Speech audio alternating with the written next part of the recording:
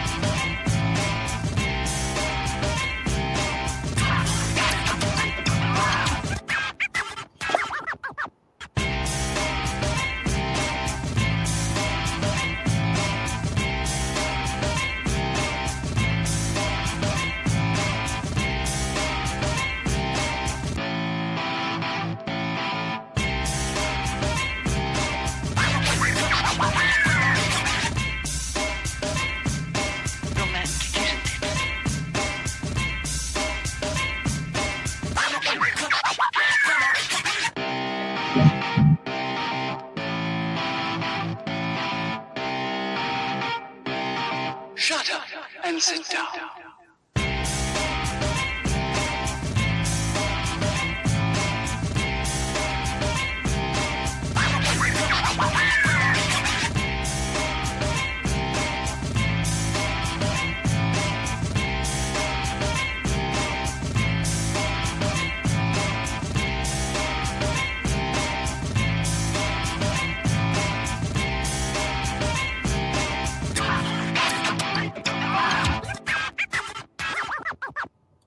Shut up and sit down.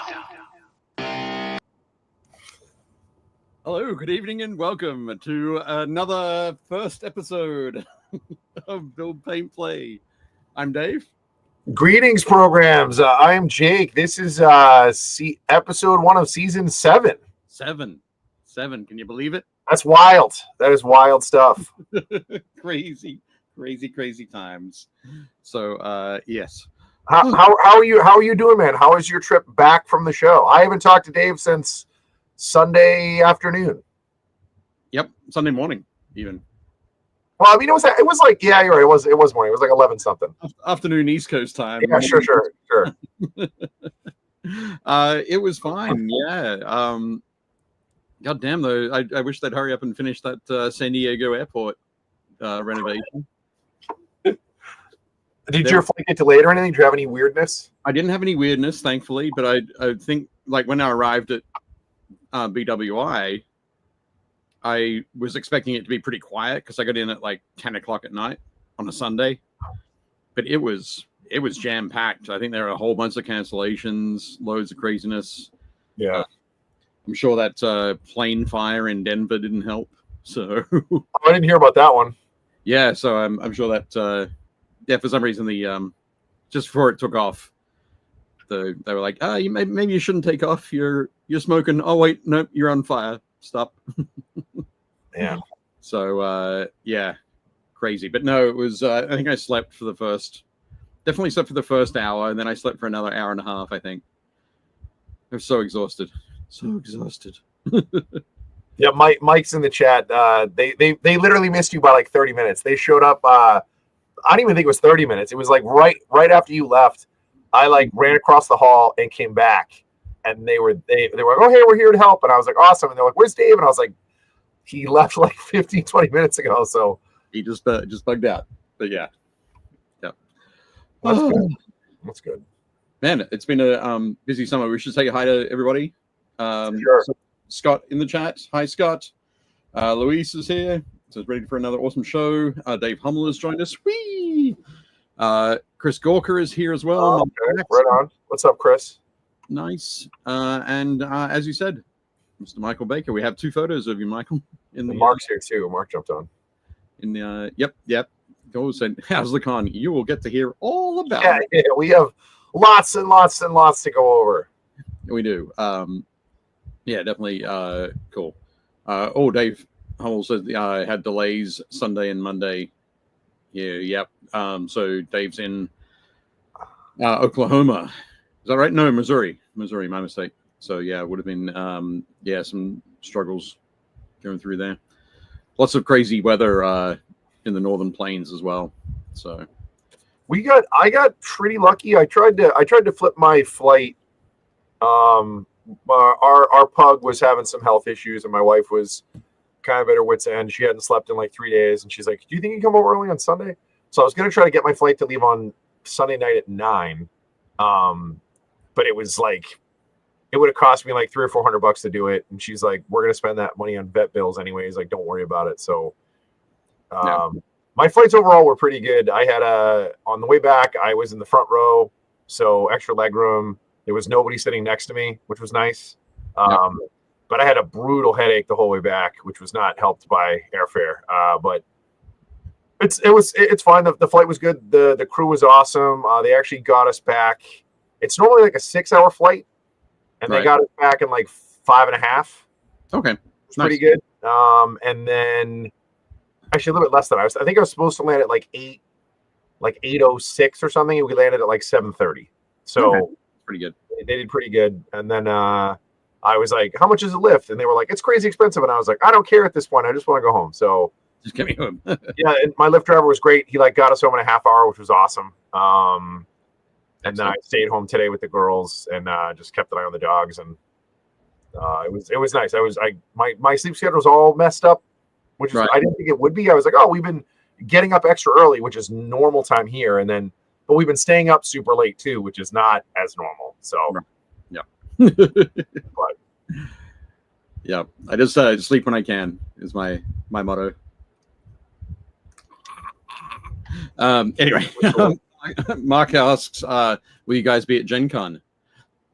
No, absolutely not. I was supposed to be, and it just ended up being too much, so I ended up ducking out. The people I was going to work for were like, "Oh, we have plenty of people," and I was like, "Awesome." And then another group asked me to work for them, and I was like, "Well, do you guys provide travel?" And they were like, "Oh, we don't." I was like, "I'm all set then." Like, if they were going to fly me out for the weekend, because they were like, "We only need help on Saturday and Sunday," and I was like, I'd come out for the weekend. But I was like, you know what? They're a small company. I don't need them to do that. I don't need to be there this year. There was no real good business reason to be there. Yeah. So but I was at Historicon, not the weekend just passed, but the weekend before. So at Historicon and then San Diego Comic-Con back to back. So I didn't want to do back to back to back. Yeah, I was at Ironweld 2 weeks before Gen Con, so our San Diego. So I had that, then a week off, and then San Diego, and you had Historicon in between. I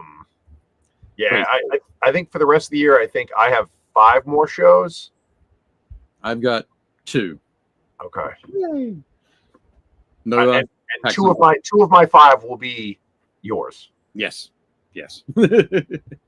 So all good. Hooray! We met 2 weeks ago. 2 weeks. Yeah. We talked to me. Have you had a chance? Oh yeah, we went over what your results at Ironworld.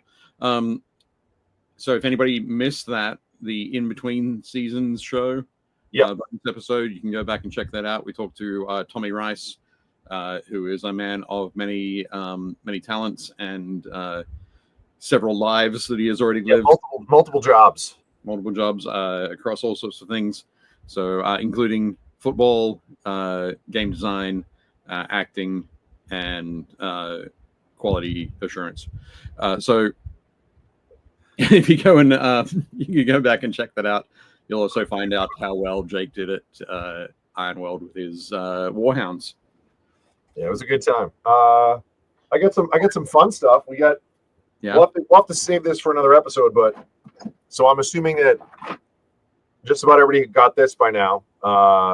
There's been a lot of grumbling about the new edition, and I'll be honest, I was part of that for a little bit. I love the box. The contents of the box is gorgeous. Yep. The new Terminators are crazy. We keep seeing the photo of the Praetor next to the Grey Knight's like Venerable Dreadnought, and he's the same size. Yeah. Like, he's huge. There's like, so you end up with 6 of those Terminators. There's 5 regular guys and then the Praetor, and then I think 40 Mark II Marines. I thought it was six Terminators plus the Praetor. Is it 6? Okay, what do we got here? 1 Saturnine Praetor. Yep. 1 Centurion and Mark II power armor. Yep. 1 Saturnine Dreadnought. Yep. 1 Arachne quad accelerator platform, which is basically like a Basilisk turret. Or no, it's a Hydra turret basically on like a quad platform. Yep. Yeah, you're right. 6 Saturnine Terminators. Cool. Okay. 40 Legionnaires in Mark II, and then 2 sets of disintegrator weapons. So you can either make 2 20-man tac squads, 4 10-man tac squads, or 2 10-man tac squads, and then 2 10-man veteran squads, which have with the disintegrators. Yeah. But so that box is great. The new rules are weird. Like it definitely took me a little bit to get used to it because it is different. They changed the way that the layouts are. But we could do a whole episode about that. But again, I'm psyched about that. Yep. And then I got this from our buddy Alan Panicle. This was his show exclusive. Very nice. Pretty cool. Yeah, it's all his like colors, and these are all numbered. They were numbered 1 through 50, and since I wear 30, he saved me number 30. Fantastic. That was cool. And then a good buddy of mine brought me this. Oh my goodness. Who could have brought you that? Dave got me the original Rogue Trader. Well, it's the reprint of the original Rogue Trader. That'd be wild. You were like, I found an original Rogue Trader. I put it in shrink wrap and slapped the nice and slapped the whole like anniversary edition sticker on it. Yep. And then I got like 2 piles of trade paperback comics like this big. So it's probably like that many comics. That was good. My suitcase weighed so much they made me check it. They were like, "Yeah, you're that's not going to fit in an overhead compartment." I was like, "That's fine. I don't really care." Yep. I was so tired. I was like, "Just take it." No doubt. That's crazy. Did you get up to anything else over the last couple of days, or do you want to show off your haul from Comic-Con? Oh, sorry, I forgot to bring down my Cartman. Mine's upstairs too. We'll show those next week. The Cartman room key, and Jake brought me a Dave Taylor Tops. Was it Tops or Upper Deck? That's Tops. Tops hockey card. Yeah. So Dave Taylor, the hockey player. Yeah, I have a huge collection of hockey cards, and I was going through it, and I was like, this is too good. I have to give this to Dave. So Dave Taylor played for the LA Kings. I want to say in the early to mid 90s, and it's a great picture of him like skating sideways, and it vaguely looks like Dave. So sure, if I was wearing like Kings gear, and had a stick and skating in this direction, 100%. That's the only direction I skate. I just skate left. So I brought that out to Dave. I was like, you need to have this. So yeah, so I got that. But one other thing that I did get, so I didn't buy anything at the show. Wow. Yeah. We all know my nerddom is toy soldiers, and I have spent a lot of money on toy soldiers lately. So Thursday I'm picking up my Saturnine box. Saturday while I was away, my rule books arrived. So like the Liber Astartes, Liber Hereticus, Liber Mechanicum, Liber Solar Auxilia, and Liber. Yeah, because all that dropped while we were at San Diego. Yeah. So, but I'll show you 2 cool things. That actually, the second one, yeah, it's in my pocket. Maybe. So we'll show some photos as we go through of the classes that we ran at San Diego. But one of the guys who attended, I think, like 4 of our classes. Oh, at least. Yeah. So Robert is his name. Lives in the Pacific Northwest. He made these little sets of like dwarf coins. I have a set upstairs too. Yep. So the dwarf coins. So role-playing campaign coins, which are pretty neat. So he gave us that, and then a 3D printed. Oh, like a wall sconce, like torch thing. Wall sconce and torch. Yeah, it's pretty cool. Pretty neat. So that can come out of the. There we go. Come out of the sconce. Yeah, so Dave's gonna paint that up. Put a little flickering tea light in the top, and then stick it up on the wall here somewhere. We'll find a spot. Find a spot. It's hanging on the wall. Pretty cool. Yeah, pretty cool. So it's just at the moment it's separate, and he'll paint it up and weather it. They did a really good job with like the little like the imperfections and like what would be the steel. Oh yeah, All the little like divots and stuff. Yeah, like it's like cast iron. So Yeah. it's got the texture in it. It's great. Pretty cool. So you can go and paint all of that, which would be neat. So yeah, that was my big thing that I got to bring back, which was cool. But yeah, I only spent money on food and drink. I dropped at least $200 on comics, which to be fair was a steal. Because like I only buy trade paperback. So for people who don't know, so there's an issue, and then there's a trade. So a trade paperback is like, this is collecting issues 1 through 7. I don't want to have to chase single issues. Yeah. And when you buy something like this, it's like I get the whole story arc, so I'm not missing anything. Sure. So I only buy trades now. I don't buy singles. So I bought a ton. Like I said, it's 2 stacks like this.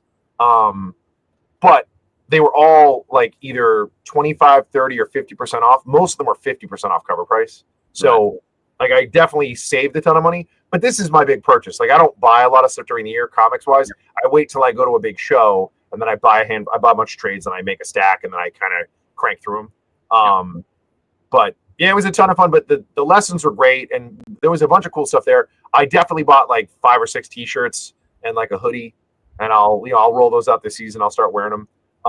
But the show itself is massive. Anybody who hasn't done it, it's like you're in like I don't know. I mean, that building has to be the equivalent of like a Cobra destroyer from like Battlefleet Gothic. Oh yeah, probably possibly a little bit bigger, but maybe a Firestorm class frigate. Like it is huge. It feels like it's like 3/4 of a mile long. Yeah. Oh, it has to be. You can park an aircraft carrier in the building we're in. Oh, easily. Yeah. Maybe. So it goes like Hall A all the way up to Hall G is in one building, and then Hall H is a separate building. Hall H is, if anybody watches any of like the Marvel reveals or the Star Wars reveals or that sort of stuff, the big panels they always show with like the famous actors, that's Hall H.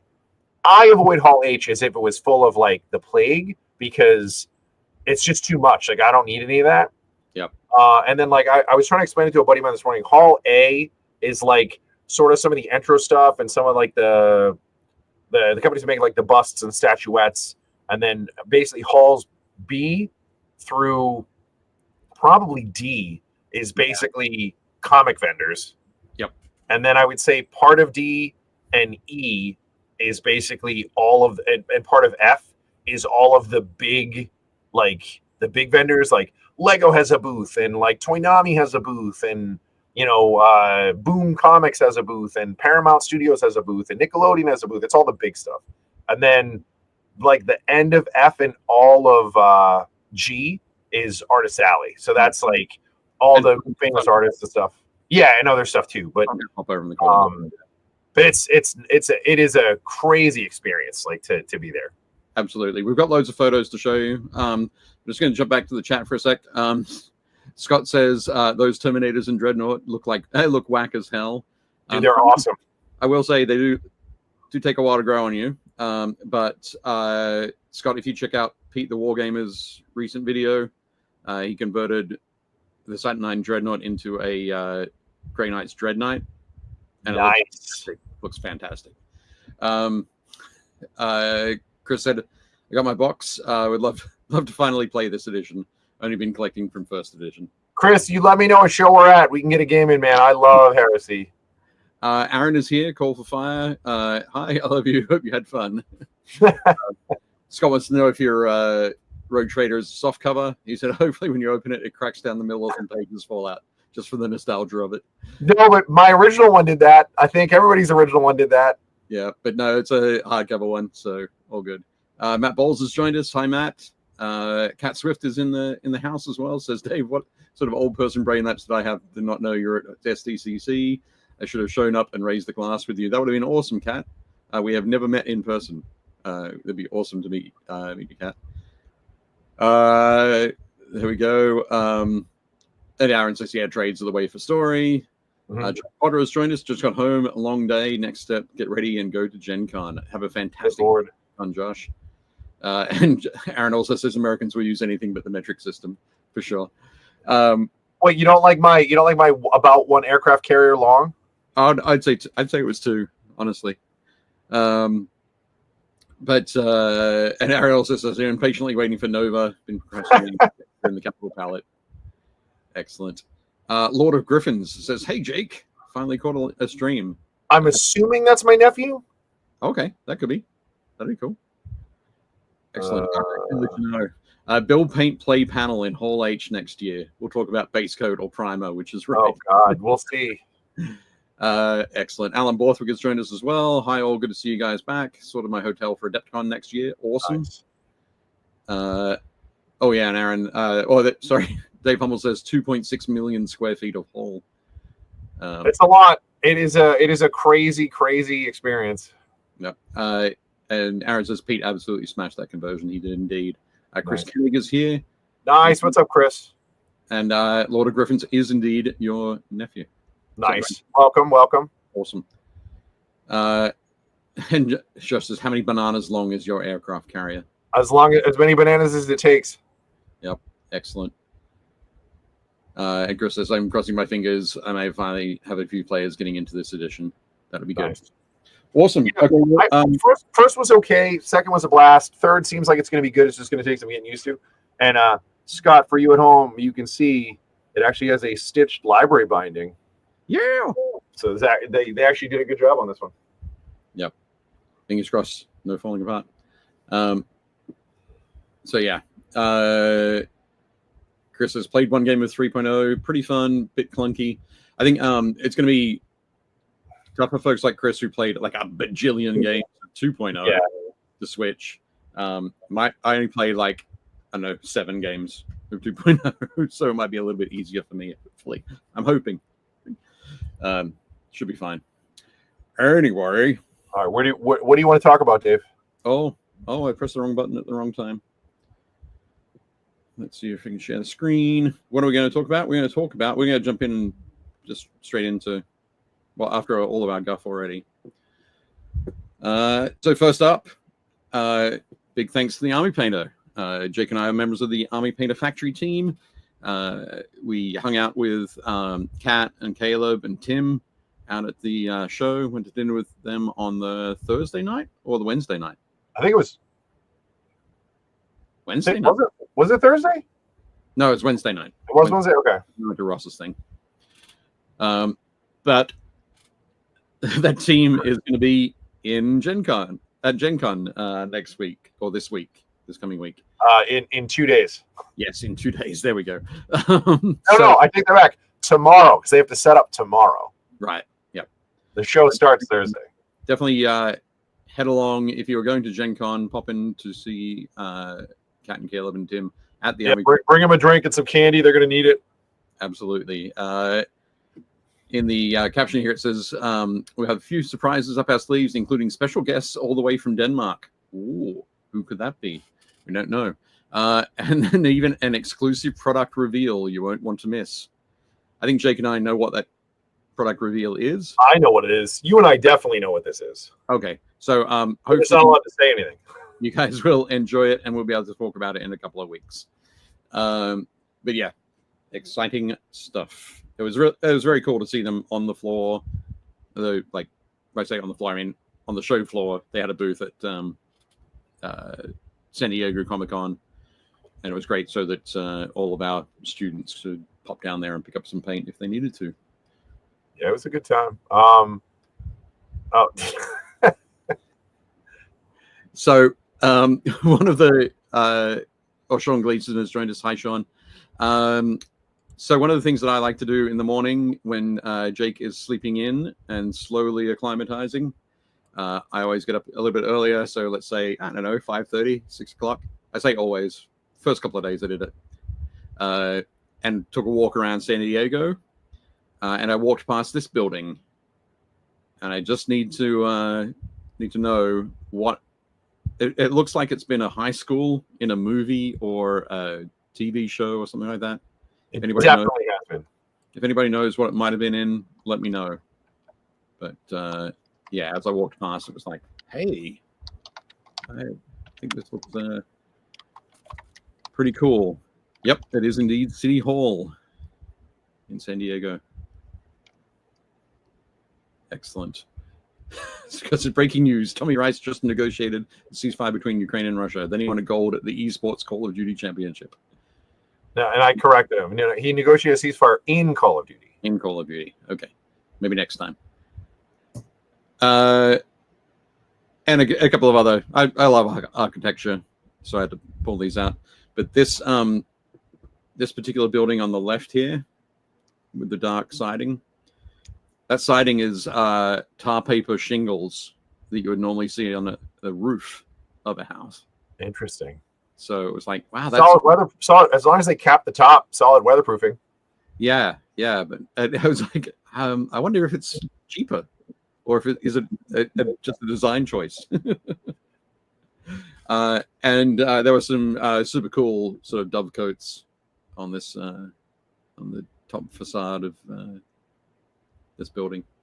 No idea what the building is, but all sorts of cool things. I think I walked about a grand total of 25 miles over the 4 days. Yeah, my favorite was the first day. I'm at the hotel waiting for Dave.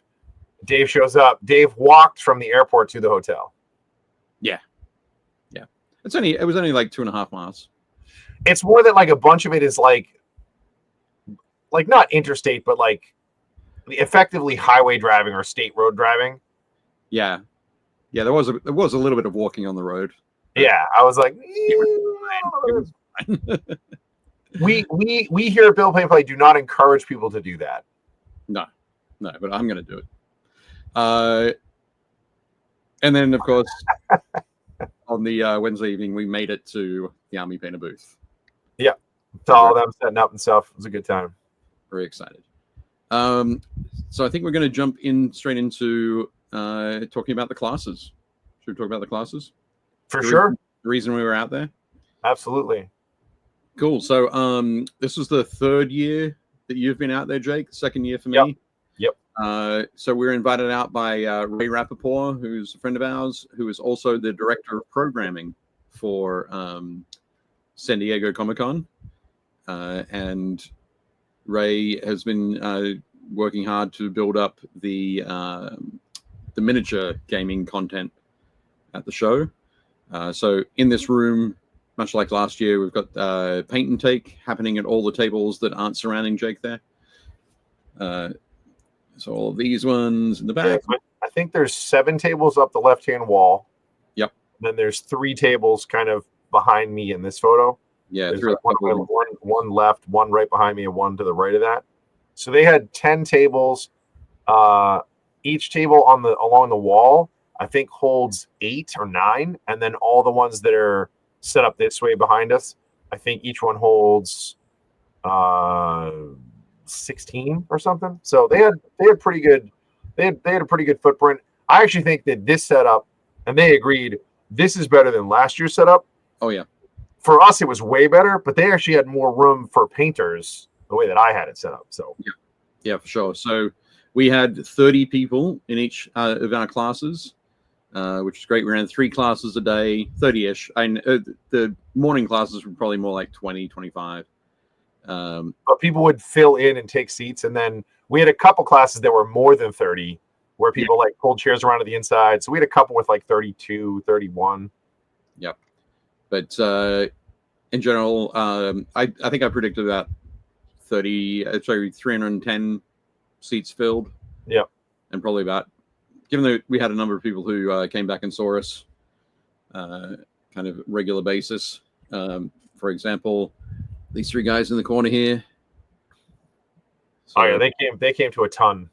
Yep. So the guy with the army cap here, that's Robert, who gave us the torch and the coins. His buddy TJ, and I think his other buddy was Chris. So yeah, they came to like 4 or 5 of our classes. And then if you go back to the photo before that, yep, the woman sitting dead center just to my left in the blue shirt. Yep. She came to like, I think 6 or 7 of our classes. Oh, okay. Radio. I didn't know it was that many. But yeah, very cool. What do we got? Aaron says, I love a paint and take. Sean said, that's a lot of models to assemble. It would be, Sean. We didn't assemble it. We didn't. Yeah, we had a secret, what's the word I'm looking for? So we had a secret stash of miniatures that were sent to us. So I think I've got them. Okay. Oh wait, there's one of me kneeling down. This is Dave giving some like one-on-one instruction. Yep. So before we talk about the miniatures, that's one of the things that was great to be able to do. We could go start off the class. We did 4 introductory painting classes that were 2 hours long. Then we did 7 that were more focused and about an hour and a half long. But we could talk to everybody at the start, talk to them about, particularly for the introductory, like how to put paint on their brushes, what to avoid, how paints mix, which paints, if you mix like regular acrylics with speed paints, it's going to change the properties, all that kind of thing. We could do all of that to start the class.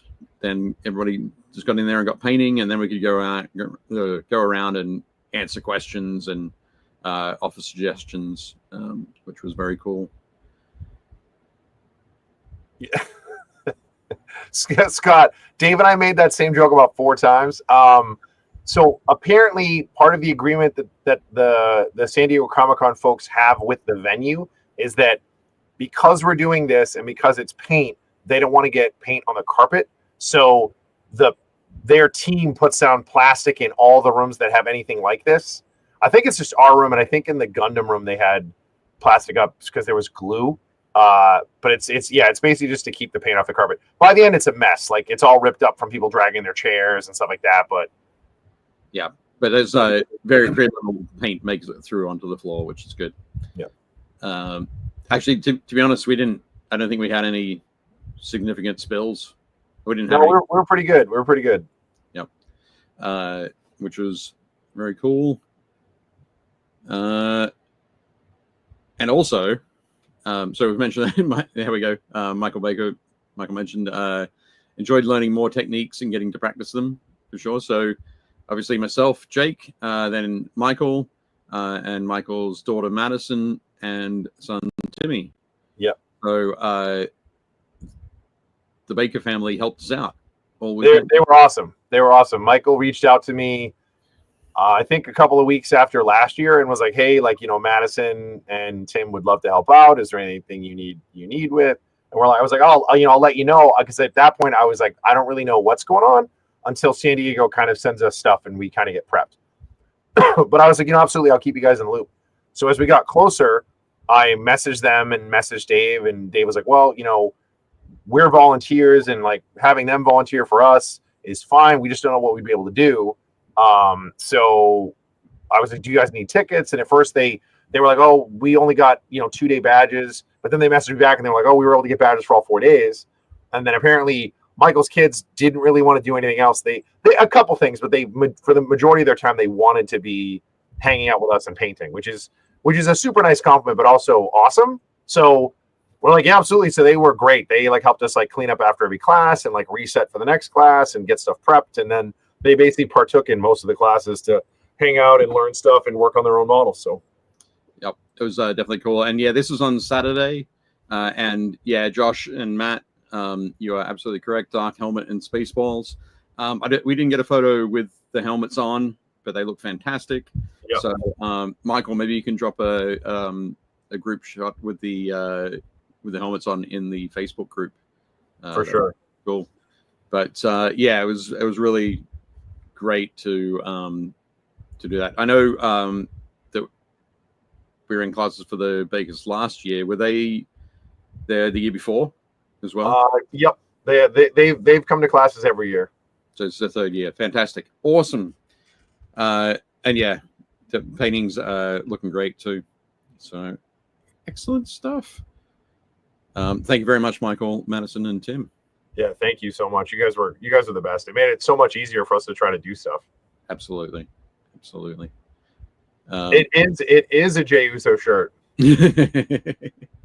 Nice one. I'm of course wearing the BuildPaintPlay shirt to rep which up. is another whole thing.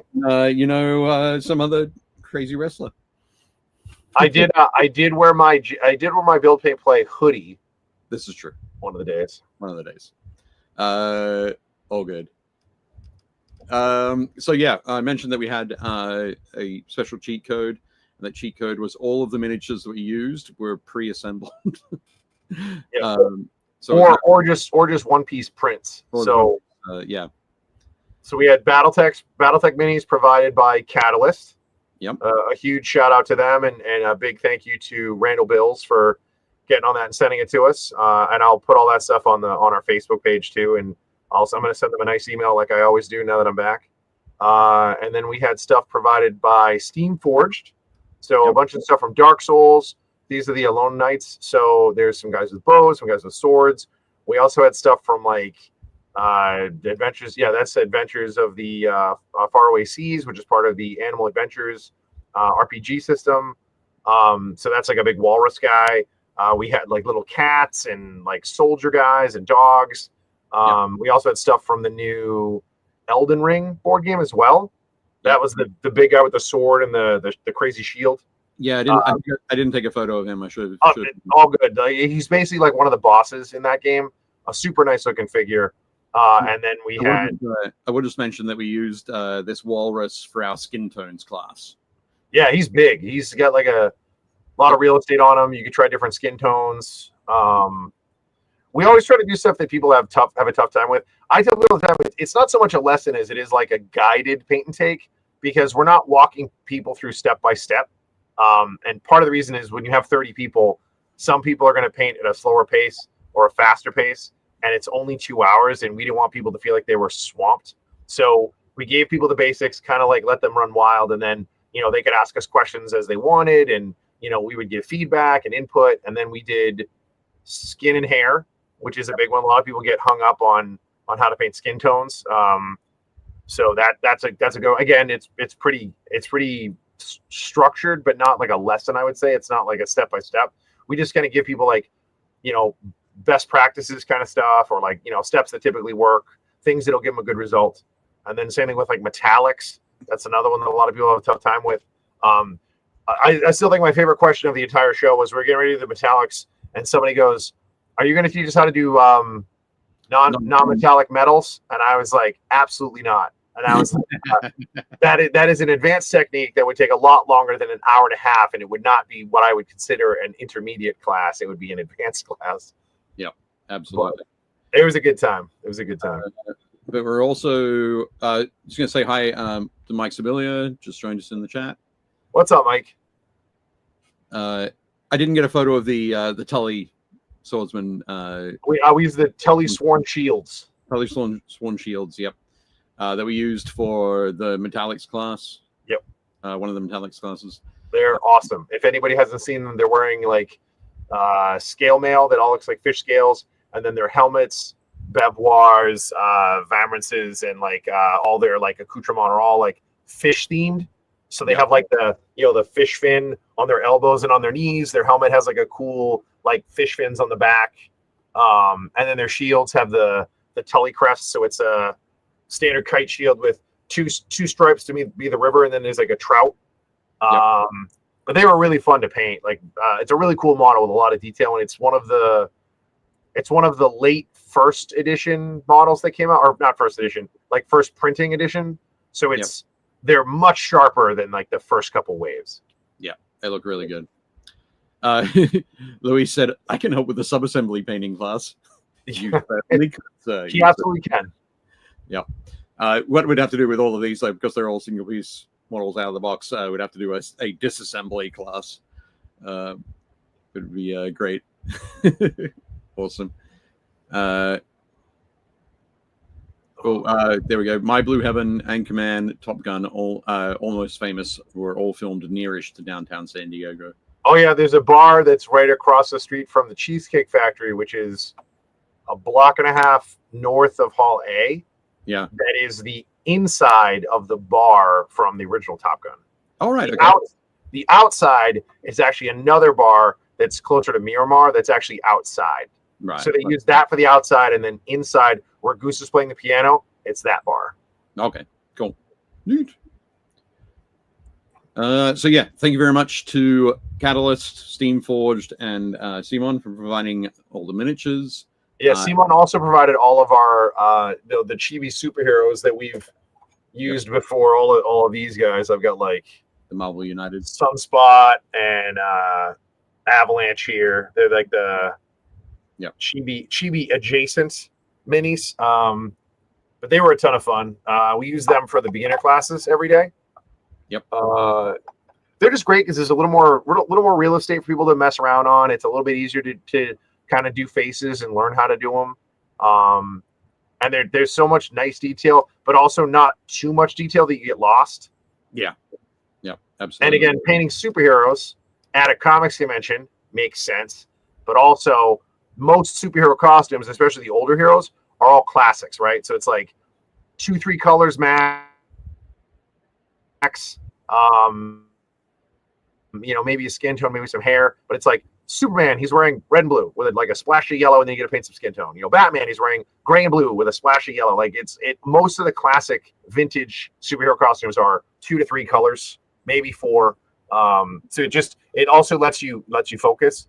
But we had a ton of people that painted them like whatever they wanted, which was great too. So speaking of that, we've got a cool photo coming up for that. But next up, and of course, I want to say thank you to the Army Painter who provided all of the paints. So we had brushes. And brushes. Yeah. Crazy thing is, so with the new the hobby base coating brushes that we use, and so they got handled by a lot of people over the weekend, and I don't think I saw a single one with a like curling tip by the end. They're all pretty good. I mean, we thanks to Mike and his family and us cleaning them every every lesson. But yeah, they held up. They held up after having 300 some odd people like kind of like have their way with them. They came through pretty good. People who were primarily new to painting, and not occasionally we saw some people like leaving their brushes sitting in the water, and I would run over and say, same. Maybe not. Maybe let's not do this. Here's why. So yeah, a lot of people learned a lot about brush care and maintenance. Mm-hmm. But so we use the Fanatic starter set, we use the Metallics set, and we use the speed paint starter. Yeah, so definitely cool. And we had the most wanted box as well for the occasion. Yeah, for a couple random one-off colors, and oranges and stuff. Yeah, primarily there was the Fanatic starter, the speed paint starter, and we used the metallic set to kind of supplement that. But Chris, no brush soap was used. No brush soap was used in the brush soap was harmed in the maintenance of these brushes. I did explain to everybody how to use brush soap and how you'd want to use it, and why if they're your brushes you want to take care of them. But we actually didn't have any there, so. But we were pretty good. We were keeping the brushes wet and making sure people cleaned them, and after every lesson, kind of giving them once over. But they came through. I was impressed. They came through pretty well. They did. They did a great job. Very cool. Here we go.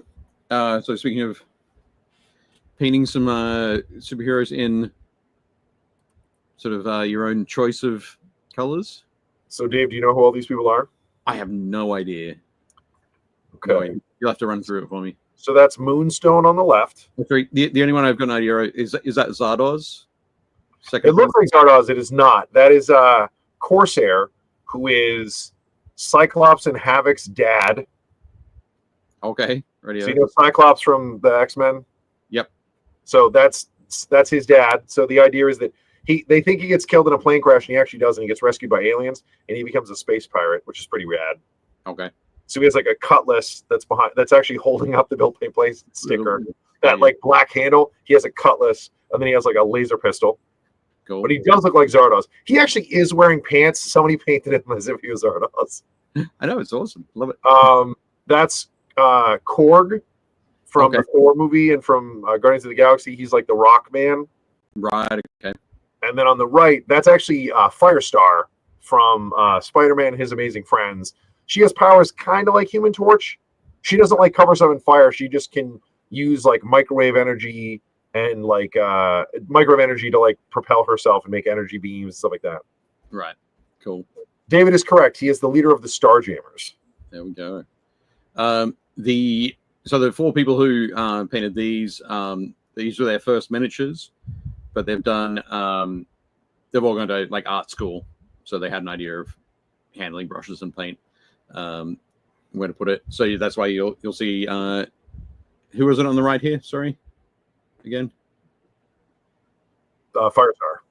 Firestar. So Firestar. yeah, you see Firestar's lovely ombre, the white through to the. She did a great job on the actual like energy that's holding her up. Oh yeah. So when this model is printed, the character herself is actually in blue plastic, but the energy is printed in translucent plastic that's orange that looks like fire. So if you wanted to, you could prime him and then scrape that off, or you could like, mask it with something and then it would be translucent.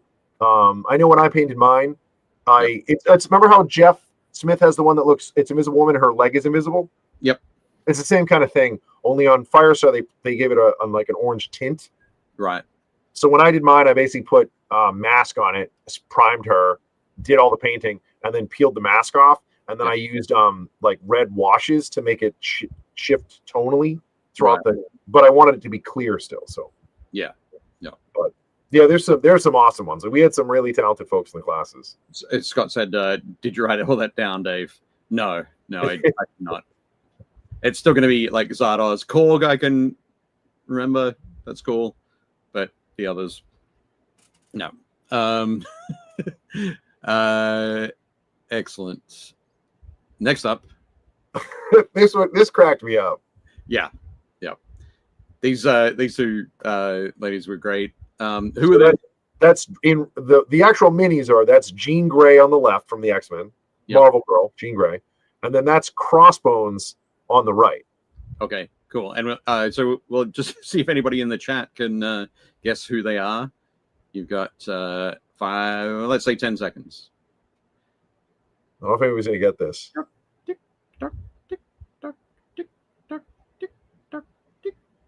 They might. You never know. Maybe.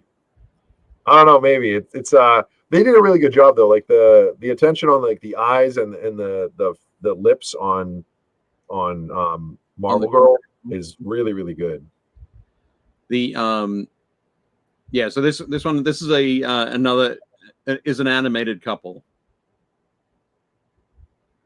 They are married. No. To be fair, it did not jump out to me either when I was there until they put them together and then told me, because they were each painting them separately. Once they put them together, I was like, oh, okay. Yep, there we go. Mike Sulia and Dave got it. Yep. It was some Peter Griffin. Yep. Exactly, from Family Guy. So it was cool. Again, they were their first minis. So pretty good job about Peter's hairline, painting that on by hand. Right, yeah. For sure. So a lot of fun there. Cool. So I think we've got a couple of some photos at the end, as some of the ones that you sent through, Jake, for the sort of that final wrap-up day. Sure. For Sunday afternoon. But now we've got a whole bunch of photos from the hall. Oh yeah. Let's see this. Okay. So as Jake mentioned earlier, there's a whole bunch of different sort of areas, I guess. Not areas, but sections. Yep. And one of the first sections that we walked into on the Wednesday evening during preview night was we spotted this. Oh, Dave really liked this. Yeah, I spotted this. So it was really it's probably more the prices that caught my attention. So some folks can see those, but yeah. The best part about this is that every single one of those comics, I believe, has a 10-cent cover price. Yeah, they do, which is amazing. So somebody bought that Superman for 10 cents. Exactly. Back in the day. Superman #1 now priced at $195,000. And the All-Star Comics graded at 9.4, so that's pretty close to perfect. Yep. $2.15 million. Million. Yep. Pretty insane. Which is amazing. And yeah, and the grading on that Superman #1 at 1.8. Can only imagine what a 9.4 Superman #1 would go for. So the reason why a lot of these are worth money for anybody who's not a comic fan, it's not because these are old. It's because each of these issues is a first appearance. Yep. So first appearance of Superman. That particular All-Star, so that if you look in the top left corner, that's actually issue number 8. Yep. So it's All-Star. So in the background, there's Hawkman, there's the Phantom, there's looks like Spectre, and then the guys that are in the globe they're looking at, that's Dr. Midnight and Starman. So my guess is that this is probably the first appearance of either the JSA, who are the characters that are outside, or it's the first appearance of the JLA, who are the guys inside. And so, you know what I mean? Yeah, so it's a first. It's the first appearance of Wonder Woman. Oh, is that what it is? It's written in really tiny print down the bottom here, so you probably can't see that. But, so it's probably the first appearance of Wonder Woman in All-Star Comics because she was previously owned by a different company. All right, okay. The Wiz Comics, that's the first appearance of Captain Marvel, or how he's now known as Shazam. There's the Avengers is the first appearance of Captain America. Yeah, again, it's not really. It's the first appearance of Captain America in Marvel Comics. Right. Yeah, it's wild. The Fantastic Four, that looks like issue number 1. Yeah, it's issue number 1. Yeah. So it's the first appearance of the Fantastic Four, which is wild. Suspense, that's the first appearance of Iron Man. I'm assuming that's probably the first appearance of the Hulk. Yeah, I would guess that as well. Yeah, so it's just wild seeing that stuff. And one of another random issue that, to put this in perspective, I know Amazing Spider-Man number 299 is the first appearance of Venom. Okay. So that one's worth a ton of money because it's the first appearance of Venom. You could own 30 issues before it, and they're not really worth that much. That one's worth a ton because it's the first time that you see Venom. Comics are worth a lot of money if they're the first in a series, or if it's the first appearance. And in a lot of these cases, like Superman, Fantastic Four, it's both. It's the first appearance of a character, and it's the first issue in a series. So, Dave Hummel says a 3.0 Superman #1 sold in 2003 for $300,000. Crazy. And Scott said that the thing these all have in common is that Nicolas Cage used to own them back in these Michael Bay days. Wow. Yeah, you're probably. Yeah, this is. I didn't tell anybody. This was actually Nick Cage's booth. Yep. And Matt Ball said these books are all around 80 to 85 years old. But we didn't see a single armed guard near them. So, but to be fair, there was a ton of security in the building. So yeah. Oh yeah, for sure, definitely. So crazy. Yeah, it just caught my eye. I was like, oh my goodness. Dave's like, if we could tip over that case, we could pay for all of my girls' college tuitions. Oh, like the entire Taylor family's college tuition for the next 200 years. Yeah. But yeah. Oh, Brian Martin has joined us. Hi, Brian. What's up, Brian? Yeah, they may have, Luis. They may have. Possible. Excellent. Jake and I swung past Weta Workshop as well. Very cool. Took some shots. So, and I was super lucky enough to meet Jules German Weta Workshop. He's friends with Caleb, and Jules is one of the guys who does the master paints for their collectible range. So definitely. Yeah, these photos do not do this justice. So that statuette is probably 2 feet tall. Oh, easily. And you can see there's the Titus here, and the this is a bad over here. So pretty dope. And his round kind is Scragrat, the Loon King. Yeah, he's a tiny little guy tucked in there amongst all these. Titus is to his right, and Abaddon is to his left. They had some really cool ones in the case too. They had all the Eldar helmets. Yep, which were cool. They weren't. I didn't take any photos of those, but I did take a photo of these two. Nice. Boromir with the One Ring, the Witch King. I see Gandalf in the background there. Yeah. The this one was it's translucent. Oh, sorry. That's the King of the Dead. That's not the Witch King. That's the King of the Dead. Yeah. Is it, or is it? No, it's not the King of the Dead. It's one of the ring wraiths. But Is it? yeah, the King of the Dead's got a beard. Oh yeah. This is when this is what they look like if you have the ring on. Yep. Yep. This is when they get revealed. But the the translucent sort of lower clothing was fantastic. Dave and I had the exact same reaction walking by these. I was like, these are awesome, and I want all of them. But I was like, there's no practical way to own any of these. Like, yep. Even the glass case that I have, some of the smaller and medium sized ones you could put in there, but all the big crazy ones, like you'd have to have something custom built to keep them anywhere. Like they are huge. Yep. There we go. Josh says it is the Witch King.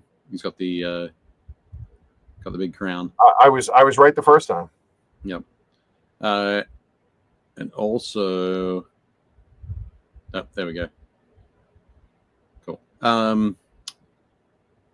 There was it was the 30th anniversary of Gundam Wing. Yep. I'm not sure what Gundam Wing is. You'll have to tell me. Gundam Wing is an anime with giant robots in it. Okay. Right. That's all. Yeah, basically, like Gundam Wing is Gundam Wing is I think the third series they did. Okay. Because there's before Gundam Wing, there's two others. There's like Gundam, like Mobile Suit, I think is the one before this, and then there's another one. It's like the Gundam Ground Team. But yeah, Gundam Wing was like really Gundam Wing was when they like blew up and got really big in North America. Right. Okay. But before there's like at least two other series that predate it. They had like one-offs. They do like there's a bunch of like movies and stuff, but there's a couple of other series as well. Okay. Cool. Yeah. Okay. Kel says the most cheesy and hilarious of all the Gundam cartoons. He's not wrong. Excellent. But you can see the size, like the type of booth that was there. Yeah. This is like I was saying before. This is like further down. This is like hall, I don't know, E probably, hall E or F. Like as you work your way down, like the sort of like the 2/3 of the way was where all the gigantic booths were. Yeah. It's like in the background over there, you can see like Crunchyroll, and their booth was huge. And then on the other side of that, I think it's like Boom Studios. And then like the Hasbro booth is over there. And yeah. The Lego booth. Yep. Lego booth was enormous. I was a big fan of the sort of the co-opting of the Comic-Con logo. So normally, instead of saying Lego here, it would say comic, and it would be a completely different illustrated eye. Yep. But I mean, when you look at that eye, you just immediately know that it's a Lego eye. For sure. Which is fantastic. So it was cool. I didn't get, unfortunately, get close enough to take a photo of the big Lego setup that they had. That was the convention center. Oh yeah. They did a full size, or like they did the full. They did like a mini pig size. Yeah, it's awesome. Yeah. So that was across the sort of the front of their booth, but there was always people sort of leaning in around it. And you could go in and build stuff. They had a whole little like walkthrough. Yeah. So very cool, fun experience there. Next up, we've got. I'd assume everything at the front. So these two guys are dressed like sandworms. Yep. So the actual like circle they would look out in, I'm assuming it's they can see through it, but it's all the teeth. It's all the sandworm teeth. Yep. And then they had little tiny Fremen riding on them. So on the right-hand side, you might be able to catch the Fremen action figure that was stuck to the back with reins there. Pretty good. But yeah, they were cool. It was just like they were just sort of walking through, having fun. Of course, as they walked by, I went, Shai Hulud. Shai Hulud. But yeah. Blessing is the maker. Blessing is are his comings and goings. Blessing is his water. In the Marvel Star Wars booth, not Marvel, sorry, the Disney Star Wars booth, they were celebrating 20 years of Clone Wars. Yep. Which, much like many comics, I have not, or other bits and pieces, I have not watched. I'm not partaken in. But he knew some of it. Like he knew the bottom picture was Ahsoka, and he knows that that's Yoda, and he knew that the top one was Bo-Katan. Yep. So I mean, mainly because Ahsoka Tano and Bo-Katan have appeared in recent shows. It's the same characters. I mean, that's where they come from. I know, but yeah, I wouldn't have known that they originated from Clone Wars. But yeah, it was pretty neat. They had I don't know if Dave has a picture of it here, but they had really cool like sculpts of all the heads. I didn't put that in. It's pretty neat. Like so you get to see how really angular Dooku is. Like his beard is like a really sharp angle, and then his nose and his mustache. Like so they have like I guess they're like 3D sculpts of the actual animated versions, so you could like actually kind of see them. It was pretty neat. Yeah, well, it's good. I'll try and put it in the I'll do a post in the Facebook community group, so if folks want to check that out, they can go and take a look. But yeah, Josh, you're 100% right. Dave and I were very careful to walk without rhythm. Yeah, well, it's super difficult to walk in that hole with rhythm. It's true. You can't get anywhere at all with more than 2 or 3 steps in rhythm. But yeah, it was good. Oh, this made my day. So that is from Macross or Robotech. That is Roy Fokker's VF1S Skull Squadron Skull 1 Veritech, and it's in Batroid mode, which is so there's a guy. It looks like an F-14. Yep. It looks like an F-14 Phantom, and the guy sits in the cockpit, and then it can transform into a halfway mode called Guardian, and then when it transforms into Batroid, it folds in half, and the cockpit gets shot up into the head, and then he drives it like a giant mech suit. It's rad. Right. But when I was a kid, I had Jetfire, who was an actual Transformer, and the original toy was basically just the Veritech toy from their factory, and they slapped the Transformers logo on it, changed the packaging, and shipped it to the States. And then the company that owned the Macross cartoon at the time sued them, and they had to stop doing it. But if anybody bought a Gen 1 Jetfire, it is a Veritech, so you can actually turn it into the mid form, which they don't give you the rules for in Transformers, because that's not a thing. But this was great. This is I don't know how much of a 1-up that is. That's probably like a 20-up, because the real one is about the size of his foot. Right. Oh, you mean the real toy? Yeah, the real toy is, he's probably close to a foot tall. He's probably like 11 or 12 inches tall. Scott is correcting you on the thing. The F4 is a Phantom 2. There we go. which is why I said F-14. Hey, so the F-14 is a Tomcat. Right, it is an F-14. That's literally what he is. Yeah, I think you said F-14 Phantom in the description. Oh, did I? Oh, well. Yeah, there we go. It's super cool. Like I always like to see this, and in the window, like just behind his like left arm with the gun, in that case there, they were showing off all the new stuff. Yeah, and right in that case, they're gonna reprint him like the actual Jetfire scale.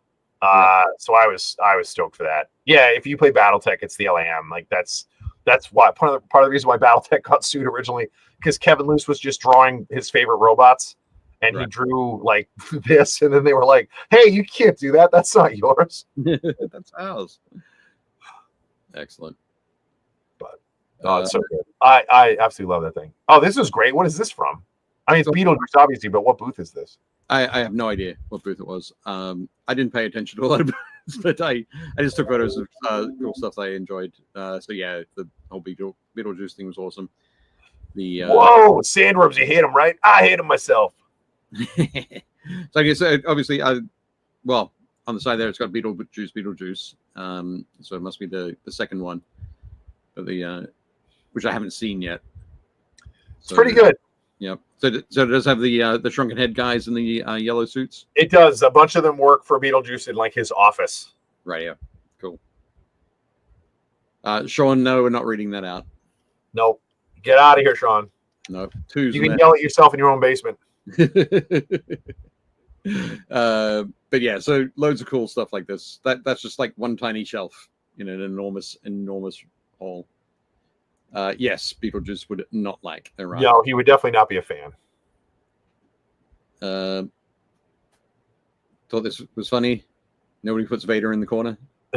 Somebody did. Somebody put him in this box. Yeah, somebody definitely did. Yeah. And my favorite thing as well is the staff member just to the right, dressed in like Han's shirt and sweet revenge. Let's see how you like being in Underglass. Yep. It's it almost looks like Vader is throwing up the metal horns. Right. Like, see what I mean? You see the reflection? It totally looks like he's like this in the glass. I was like, I'll get behind that. Excellent. But this was just, I think, it was like one booth along from the Star Wars, one of the Star Wars clothing booths that where you picked up your hoodie. Oh, the Heroes and Villains. Yep. Kat says, Jake, I'm amazed. I did not think anyone knew more minutiae of character info than Dave. You're unbelievable. And sitting here with the jaw dropped. I know about toy soldiers. Jake is toy soldiers and yeah, my knowledge, my depth of knowledge of fandoms is pretty good. Like if it's something that I like, having a near eidetic memory, anything that I read or see, I tend to I can recall pretty well. Again, I don't have eidetic recall, but I have near eidetic, so I'll remember 70-80% of anything that I read or look at, even from like years and years and years ago.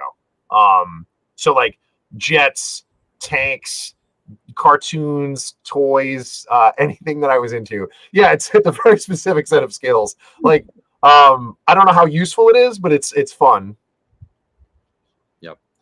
Well, there we go. Yeah, so Matt Bowles, Dave Hummel, and both suggesting that the what do you call it?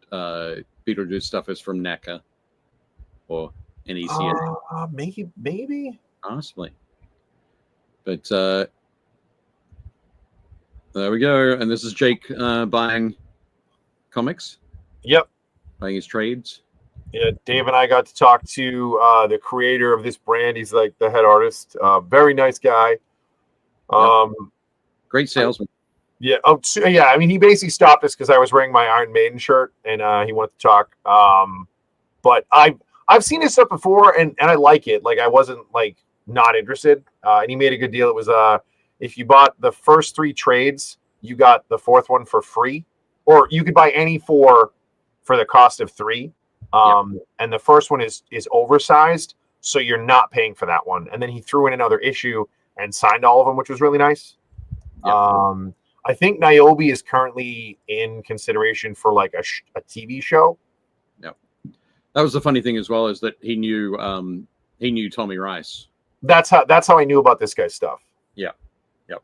So, but yeah, it was just great. It was like meeting somebody not completely randomly, I guess, but kind of randomly because we just happened to walk past it. But that was fun. Oh, Dave loved this. This is probably my favorite cosplay that I saw at the show. So, yeah, they were just getting ready to go for a walk out on the vendor hall floor. This is sort of behind the scenes, but yeah, indeed, Matt, Fifth Element. It's definitely cool. The top part of the costume here, the Mondo Showen costume, sort of cut across there. So they had this sort of slots over that skirt piece, and the head was separate as well, plugged in differently, and then the legs were separate. I think we walked in just as the guy was getting dressed. No, we walked out to get food. Oh. He was like carrying the top half. Oh, all right. Came in and then he was like in the suit. Like in the suit. There we go. But yeah. Excellent. And yeah, Josh says, I love how the Mondoshawan armor looks like a Terminator. Looks like a Saturnine Terminator. A little bit. My Saturnine like this, all gold and shiny, which would be very cool. But yeah, and of course, yeah, Lilu Dallas, and Ruby Rod, which would be really cool. Chris does not get enough credit for his job in that role as Ruby Rod. Oh, yeah, really? It's such a fantastic role. He speaks so fast the entire time, and he's like, his high pitched scream where he panics is like one of the best like stress breaks in the movie. Yep. Oh, yeah, absolutely. So good. It was definitely cool. And when I was showing my daughter these photos last night, I realized I haven't shown her Fifth Element. Oh my god! He gets off at the very end. He's like, "Best show ever did. Best show ever did." Yep. Awesome. I'll show you this one as well. We thought we'd take a photo of this because it was fun. Dave and I were like walking home to the hotel after one of the shows, and we went a different way. Yep. Oh no, that was the night we were at the Hilton, right?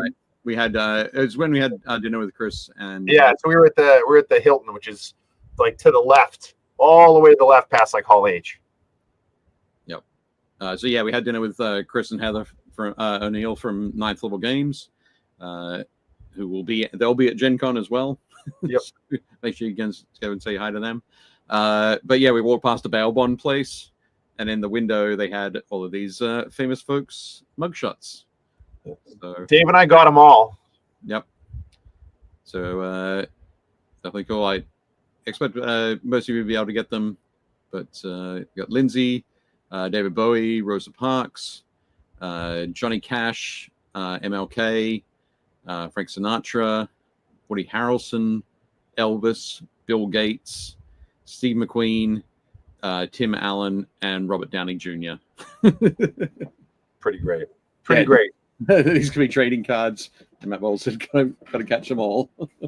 So speaking of Chris O'Neill, so Facebook the other day did the whole like, this is for, they always does the anniversary of photos. It was like, this is what you were doing 2 years ago, and it's a photo of me and Chris O'Neill running lessons the first year. Oh right, okay. Oh, did Chris help you out the first year? Yeah, he came up and helped out for a handful of classes. So awesome. Cool. Going back to that. So here's one of the photos. This was cool. Yeah, there was a Prancing Pony Inn that was done primarily. I'm not sure exactly what they were selling there. So they weren't selling anything. I talked to them before you walked up. They had an oversized bar. So to my right in this photo, or to my left in this photo to the right, there's like right over my shoulder where the stones are, they have like a hearth. Yeah. And then to the right of that, there's a bar. And I could order drinks at this bar, but it's so that you felt like you were a hobbit. Like it was deliberately oversized. Like I'd be leaning at the bar and the bar would be this high on me. So for anybody else, it's probably like this. So you'd have to be like, 1 pint, please. Yeah, or no, you'd be wearing half pints until Pippin figures out it comes in pints, and then you just have to get one. But I was asking what they sell, and it was basically just an experience. So they were like handing out like little maps and stuff you could walk around. They had these giant oversized steins that were made. But it was just an experience thing. And then they were sending people to other booths. There was a booth selling Prancing Pony T-shirts. Okay. And then they had a couple of other ones. And then there was a guy doing like, I think they were also sending people to Weta Workshop. Okay, cool. But they had a Hobbit and a Golem statue in there that were from basically designed after the Ralph Bakshi animated. Yeah, the original ones. So Gollum looks like a weird green frogman. Yeah. And Frodo is a little chubbier and has like red hair. But yeah, really, really cool. It was pretty wild. You might pop up in one of the photos. I'm not sure. But yeah, we were thinking maybe this was going to be our new thumbnail background.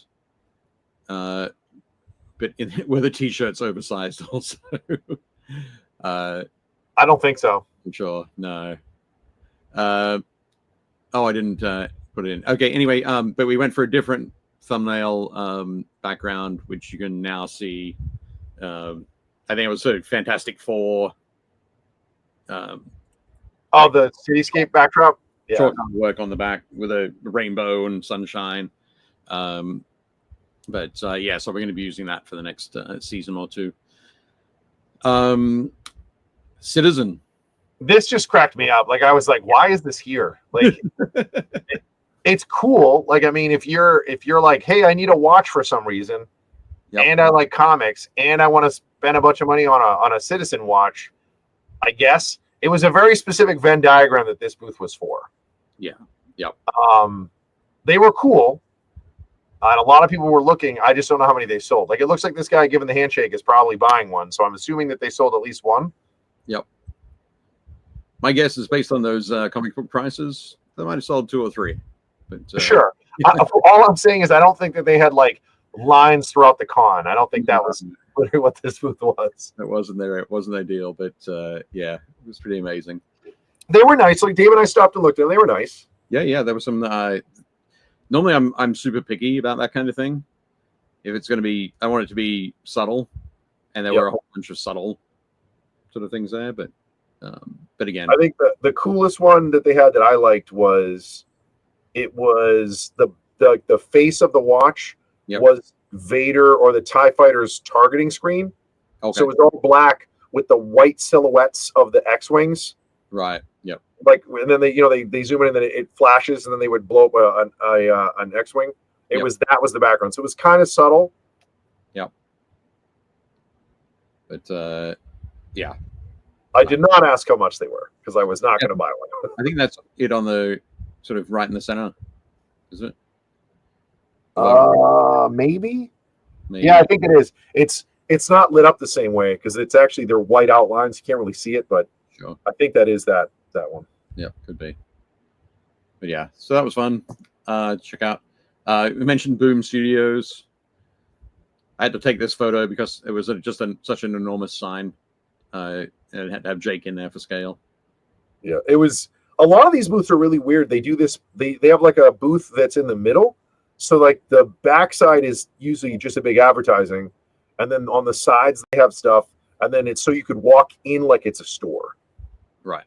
So this whole store is set up like this, like it's a box, and like I'm on the backside like this. So you'd have to walk in. Yep. Sean says, I have an old Star Wars kids watch from the original movie, R2 and C-3PO Timex. That is probably worth money. Nice. Very cool there, Sean. Next up, I also took this one. Cooper. Yep.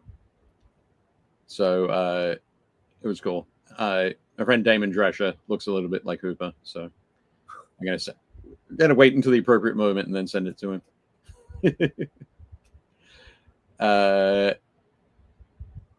The Four Horsemen as well. Yeah, these guys were super nice. I talked to them on the last day. Cool. So at the front here, they were showing off their, basically a mock-up of their RPG game that they're working on. RPG role-playing game that they're working on. Yep, RPG. I said RPG game. So like, okay, yeah, ATM. One or the other. Yeah. Anyway, but they do action figures. Collector's action figures there. But they're working on an RPG, and I'm doing the layout for it, which is pretty cool. These guys are from New Jersey, and I was introduced by a friend of mine, or a friend of ours, a guy we used to work with at Games Workshop. So pretty cool. I'm getting to learn more and more about Mythic Legions. Dave says Star Wars Citizen watches start at $300. Yeah. So. I guess still cheaper than most phones these days. Sure. Watchy phones, but at least the phones have a watch on them. But so it was cool to meet these folks. I've spoken with George here in the center. I've spoken to him on a couple of video calls, so it was nice to meet finally in person. Oh, here we go. This is a photo I took as I was leaving the hall on Sunday morning. Yeah, so that's our whole layout. Yep, you can see it all there. Down the back here, we've got a family. Originally, the first class that they came to, it was the father and the younger daughter. Then the next two classes they came to was the father, the daughter, and the mother. And then the final class was the father, daughter, younger daughter, mother, and elder daughter. So yeah, it was a good time. So we had 10 people on each side, and then all of our stuff was kind of in the middle, piled up. Again, Kat also was responsible for a lot of this. Kat has been working with Steamforged as well, and it had some additional stuff shipped.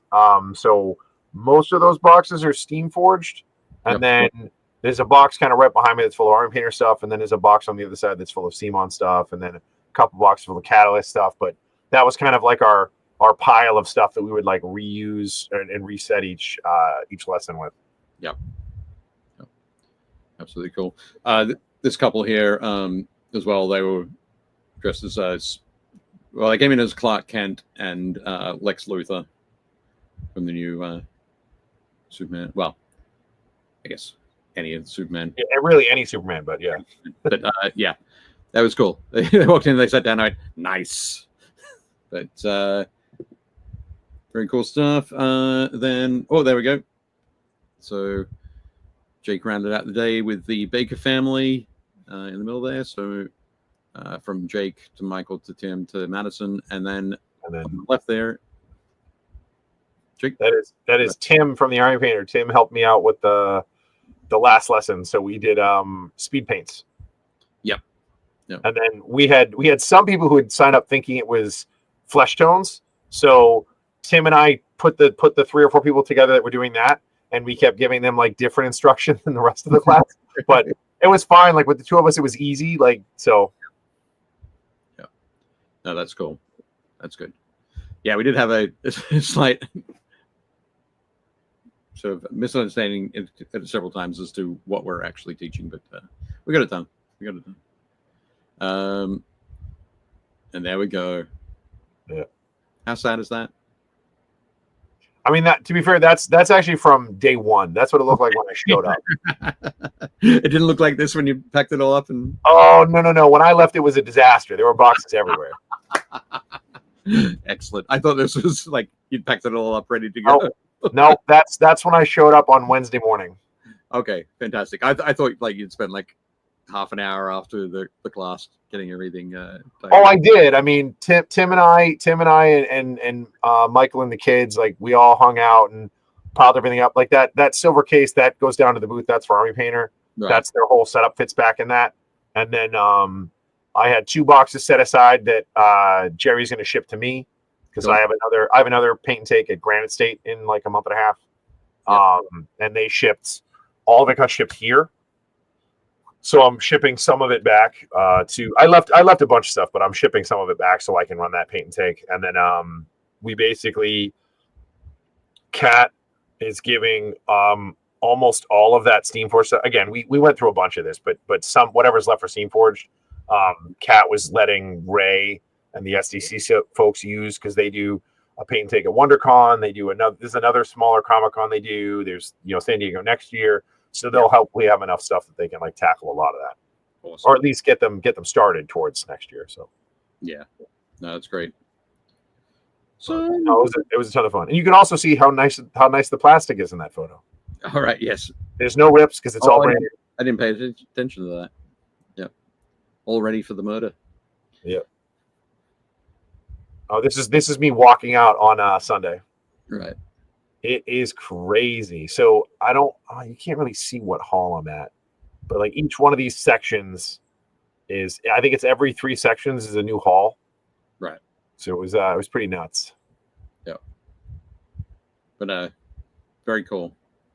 And then I think is that the final one? Yep. There we go. There you go. It was a good time though. It was definitely a good time, a lot of fun. It can be overwhelming. Like I think they listed this year as 150 plus. I would be willing to guess that if you counted all the attendees and all the vendors and all the event staff, I would be willing to bet that there was probably between 165 and 175,000 people there. Yeah. And then I think if you add in, there'd be a lot of people who went to the or spent some time in the some of the more free events in downtown San Diego.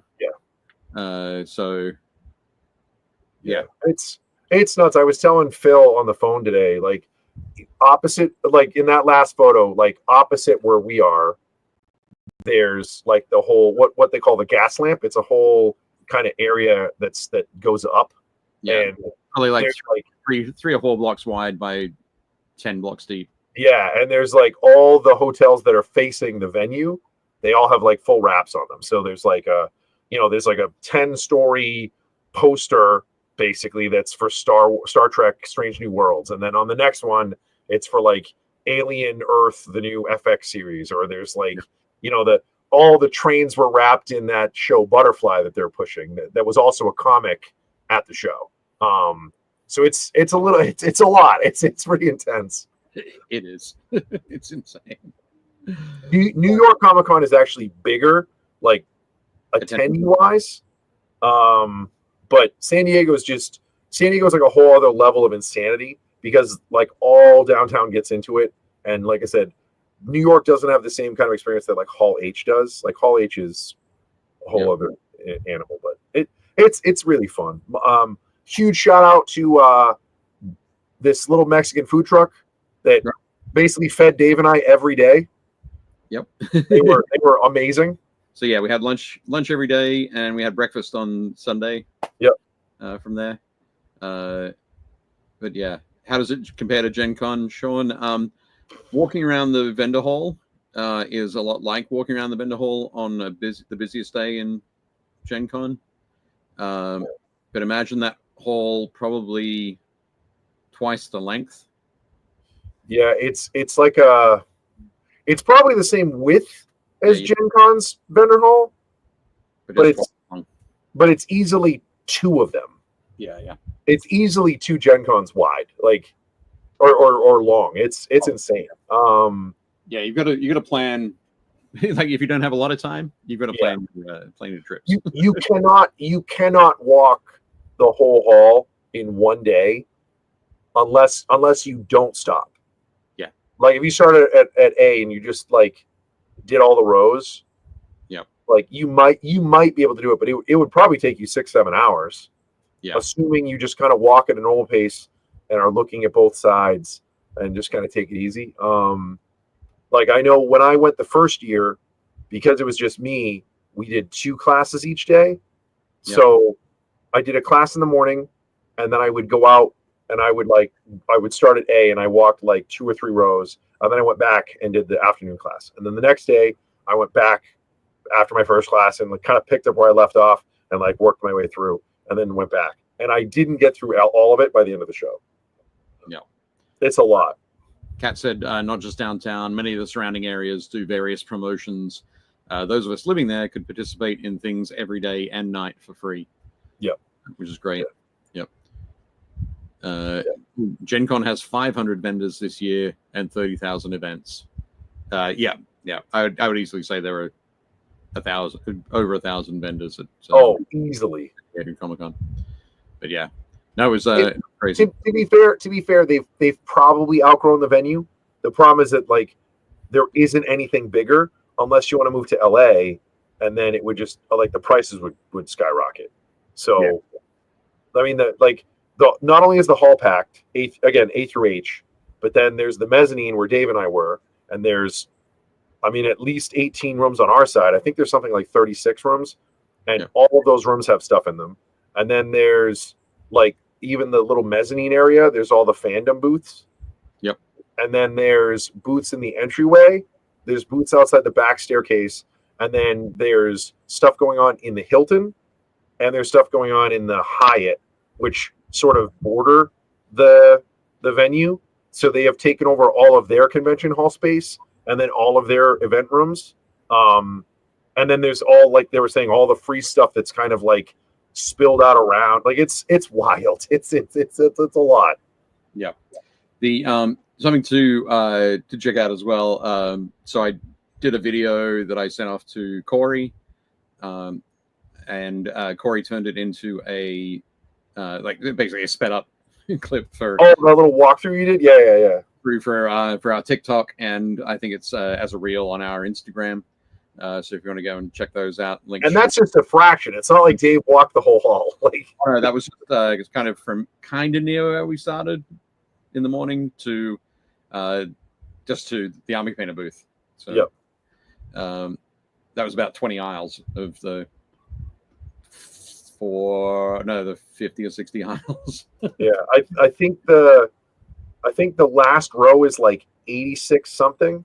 Oh geez, okay. And like that's in the because the rows in the artist alley are a lot tighter.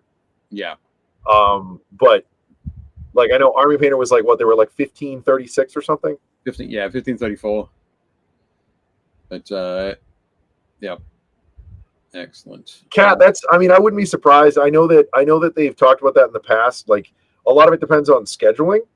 If the Padres are in town, obviously you can't do that.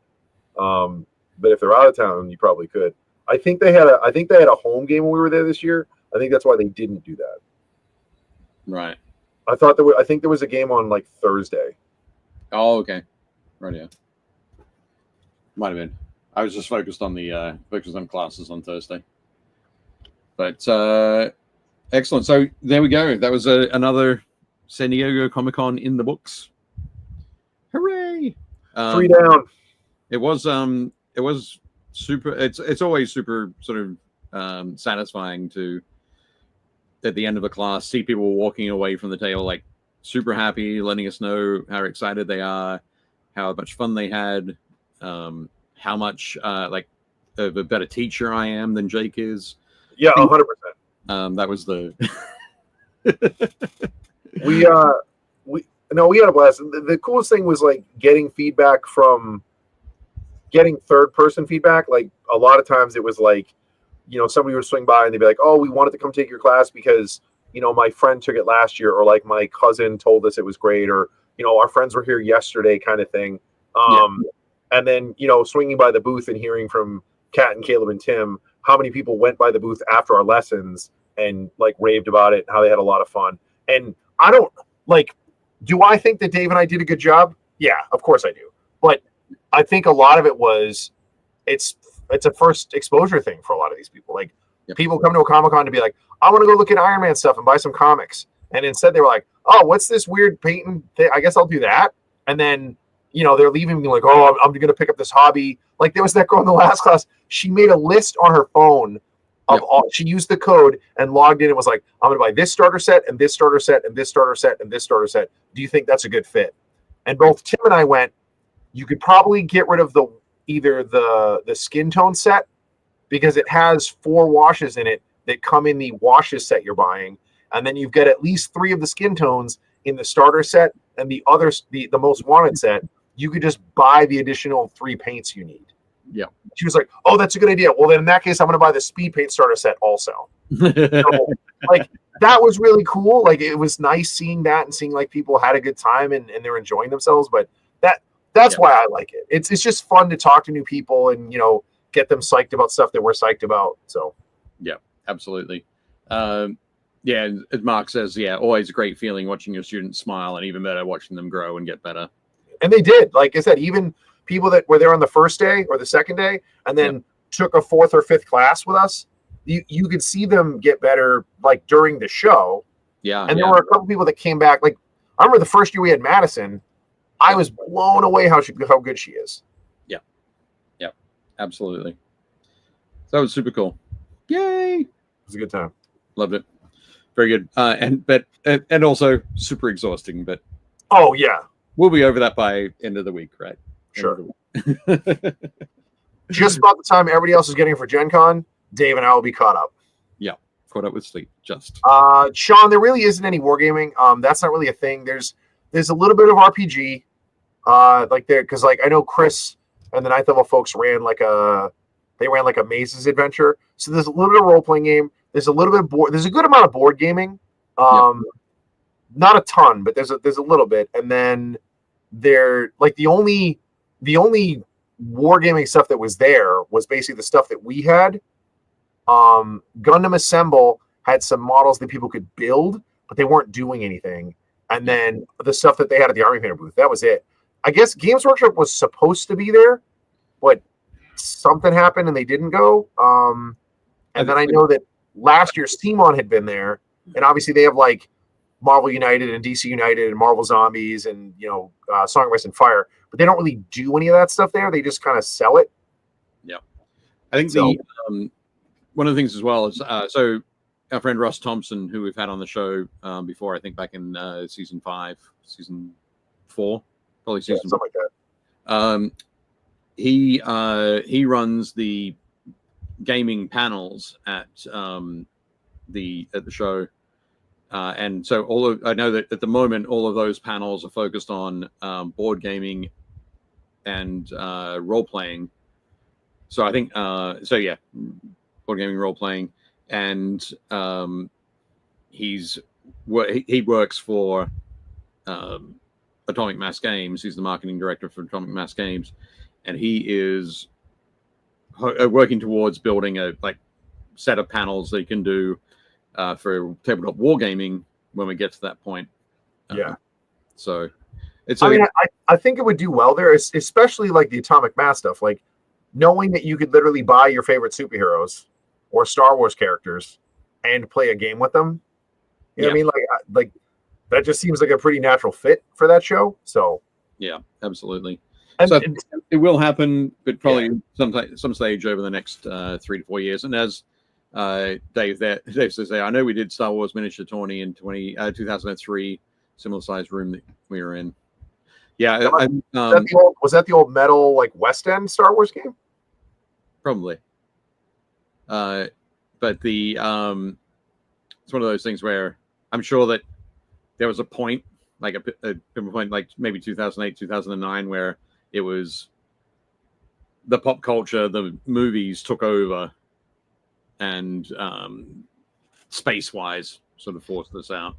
Yeah, they're settling back in. I think that all of the sort of monolith type shows that just have one thing, I think that they're getting out of that. I think most shows don't just want to be one thing anymore. Gen Con used to not have any kind of video games. Now there's a retro video game section. There's a little bit of comics there too, which is kind of wild, but it's all gaming. And then, even when I do Granite State Comic Con in a couple months in September, same thing. It's a Comic Con, but now there's a paint and take area. There's an RPG section. There's a couple of guys selling minis. So I think that they understand that there's a lot of different fandoms that kind of cross over. Most of us are on multiple Venn diagrams. So yeah, I think it's a matter of time. The biggest problem at SDCC is going to be that where would you do that? You know what I mean? There is no more room. It would have to be GW rented out, a suite at, the Sophia. It's on they rented out the presidential suite and they've cleaned out all the furniture and we're going to do a 24-person tournament. They do that. Used to do that. They still do that at Adepticon. Yep. So, Josh and Dave Hummel said, it wasn't the metal stuff. It was the plastic figures from WotC. Okay. Oh, yeah. And Matt said, when the 40K movie or TV series happens, GW will go all out. Absolutely correct. A lot of people talk about that. If Henry Cavill wants a shot at the champ, you let him know that I'm here. He can bring his custodes. I will throw my flesh eaters at him any day of the week. Yep. Also, he can maybe do a paint of custodes or build your own computer seminar. Nice. Yep. There we go. Spray him gold. Hit him with Agrax. Dry brush him with gold. Hit him with Seraphim Sepia. Paint the red. You're done. So, are we ready to check out some minis? Yeah, let's do it. Okay, so at this point, I think we'll also say don't forget to like this video. We've only got 8 likes at the moment, so make sure you like on the video, subscribe to the channel, and if you'd want to join us in our Facebook group, which is Build Paint Play Community, linked below. Make sure you hit the little bell. Hit the little bell for notifications. I forgot about them. But we have a new our new producer. So if you want to follow us on Instagram, she's managing that now. We're on Blue Sky. We're on, I'm sure, other things.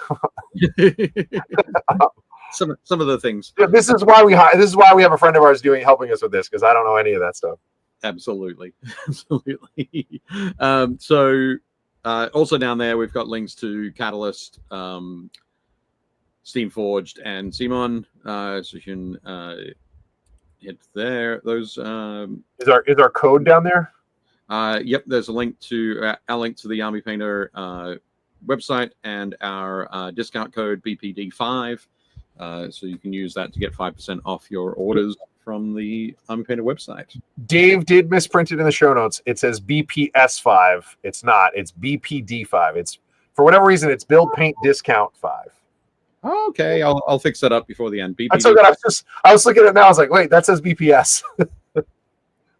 Boston Public Schools 5 is not the right code. It's also Baltimore Public Schools. Sure, that worked. We both liked it. So okay, we'll get that fixed. Okay, let's check out some minis. Let's see what we got. Adam killing it as usual. Adam Weller, crazy Dark Elf bust. I don't know who this purple ship captain is, but it's pretty cool. And yeah, it is super intense. That purple's crazy. But yeah. Cool. The red and the gold on that uniform, that's very like anime, naval dress uniform style. Yep, I think you're right there. It does have that pop to it. But yeah, I think the Adam's really enjoying messing around with the non-metallics there. The subtle sort of green tinge. And that's the metal on the left. Josh, if you set that up, I'll do it. I'm not afraid. Yep. Fantastic. That would be awesome. I would love to watch that. Very cool. So, yeah, awesome work there, Adam.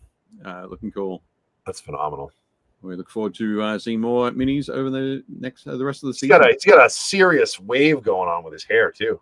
He does. Mine could almost look like that if I put a little bit of your product in there. Yeah, I can see that. Sure.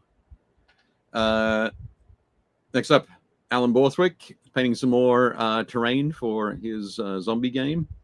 Nice. So really cool fountain, a couple of park benches, which do look cool. I like the, of course, the use of the birch seed pods for leaf scatter there. Yeah, very cool. And I like how it's clearly like an old fountain that's dried out. Yep. Just got some goopy remnants in the corners. And also the swimming pool. Do not dive. Yep. I have a feeling that I think Joey Maguire does This Is Not a Test, has this same terrain piece. Cool. Slightly different paint job, but yeah, looking good. And as Kat said, yeah, moss not overdone. Yeah, I was telling the kids in the classes, like they wanted to do like wear or do like blood or something, and I was like, listen, just a little bit for spice, less is more. You want to do 30 or 40% of what you think you want to do. Yeah.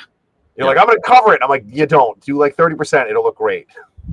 Yep. There we go. Yep. Alan, yeah, Chris, you're correct. Alan confirms TT Combat. He's going to push some zombies into it.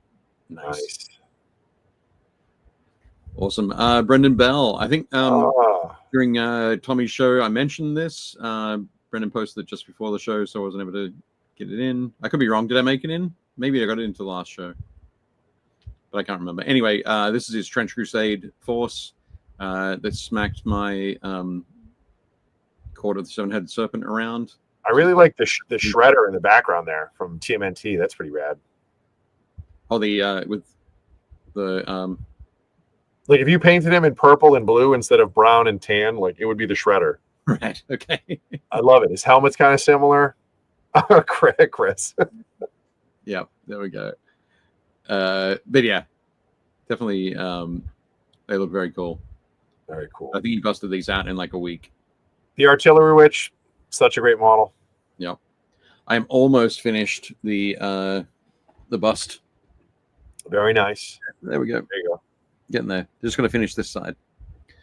That Elizabethan like collar she has is so insane. It is. Yeah. That like rough. Yep. It is amazing. But yeah, beautiful work there, Brendan. And yeah, Kat, it is a crazy sort of hellscape map. I'm tempted to try to paint my entire warband to look like Blackadder's crew. Okay, radio. So that'd be great. Yep. That would be good. Next up, Cal Vanoni. Retro. Cal loves the retro stuff. He does. Him and Steve. Pardon? Him and Steve. Yep. He said these were ginger hellhounds. Nice. They look, like very disgusting, disgusting rats, hairless rats. They definitely should have put on some sunscreen. They should have. But yeah, I suspect these are from Otherworld minis. Cal, that'd be easy. The Cathay stuff is so nice looking. Dave and I talked about that at length. I still can't get over how nice. Just the base troops look in that. Yeah. Like that's why you buy an army, because like the base troops look great, because you're gonna have to paint a ton of them and they look awesome. Yep. I think I need to take a closer look at the characters that come in the Sky Lantern to work out what to use everything for. I feel like the big what is it, the Sentinel? The Sentinel's definitely too big, but he's awesome. Sure. Yeah. Yeah. But looking good, Cal. So you having fun with those. Chris Gorka. These look great. Yep. I think it's a sniper configuration. Yep. On the rifle there. There was a Lego K2SO that was probably my size. Yeah. I might have sent it to you. I don't remember, but he's huge. No, I don't think you did. But, unless I might have missed it. But yeah, looking good. Very cool there, Chris. A little pop of yellow around the shoulder rims.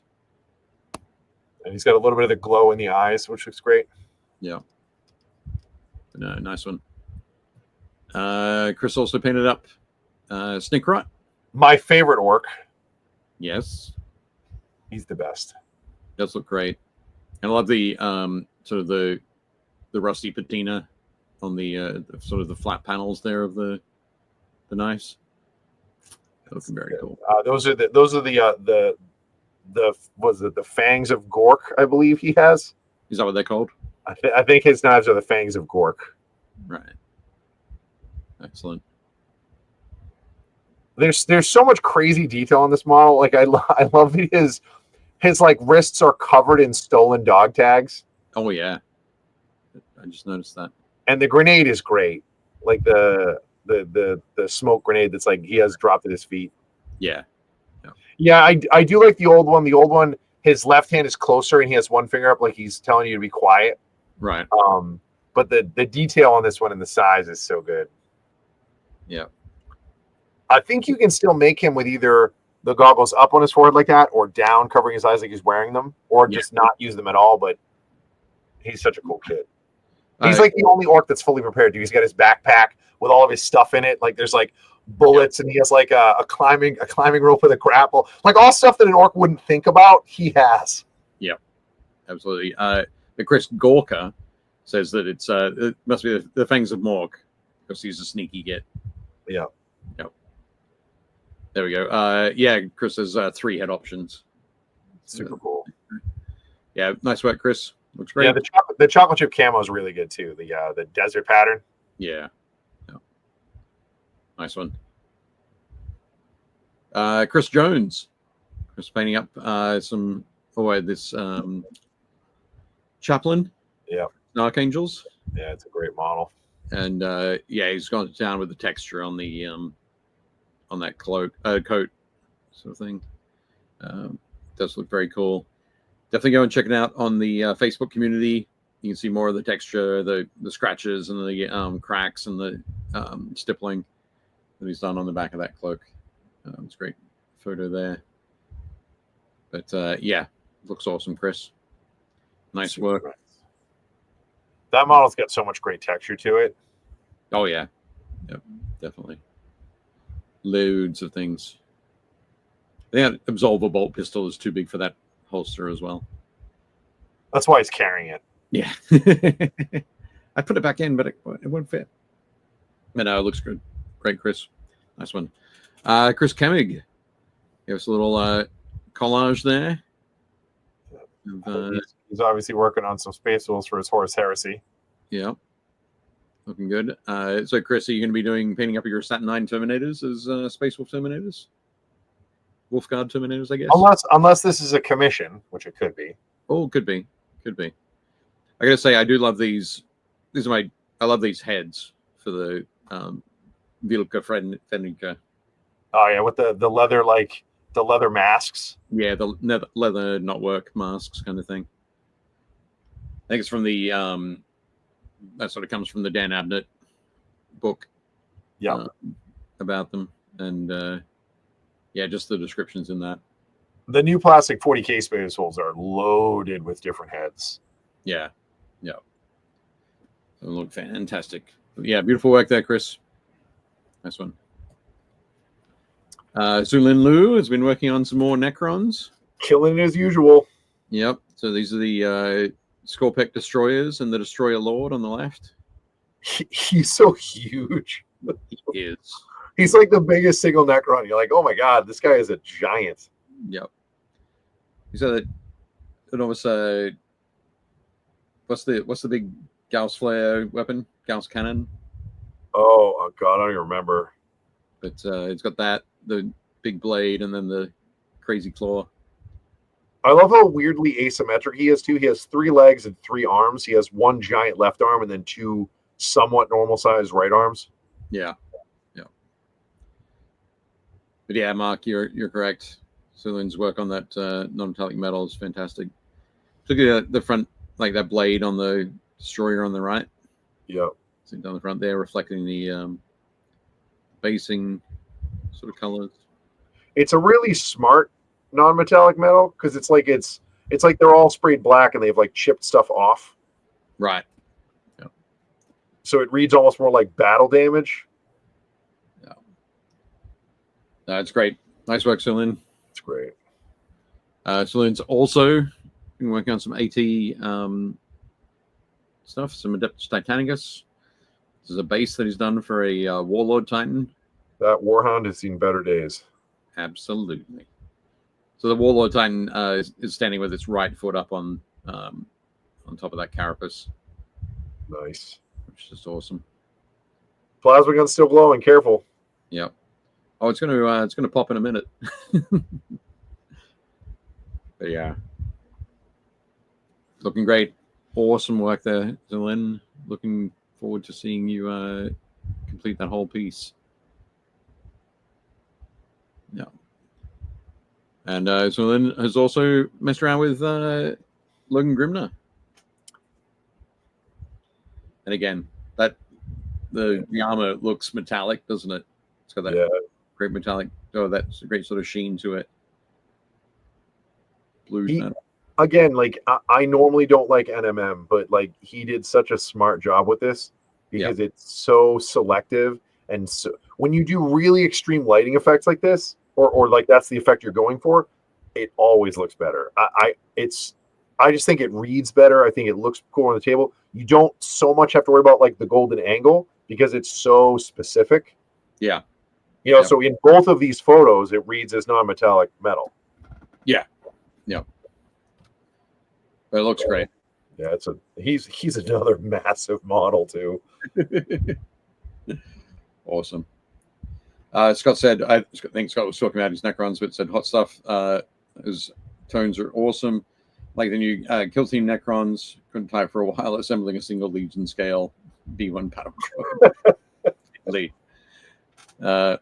But yeah, NMM roll less is more and go darker in the recesses. Yeah, for sure. What he's done. But beautiful work. Next up, Jonathan Palermo. So I can't remember if we showed. I don't think we showed this in between.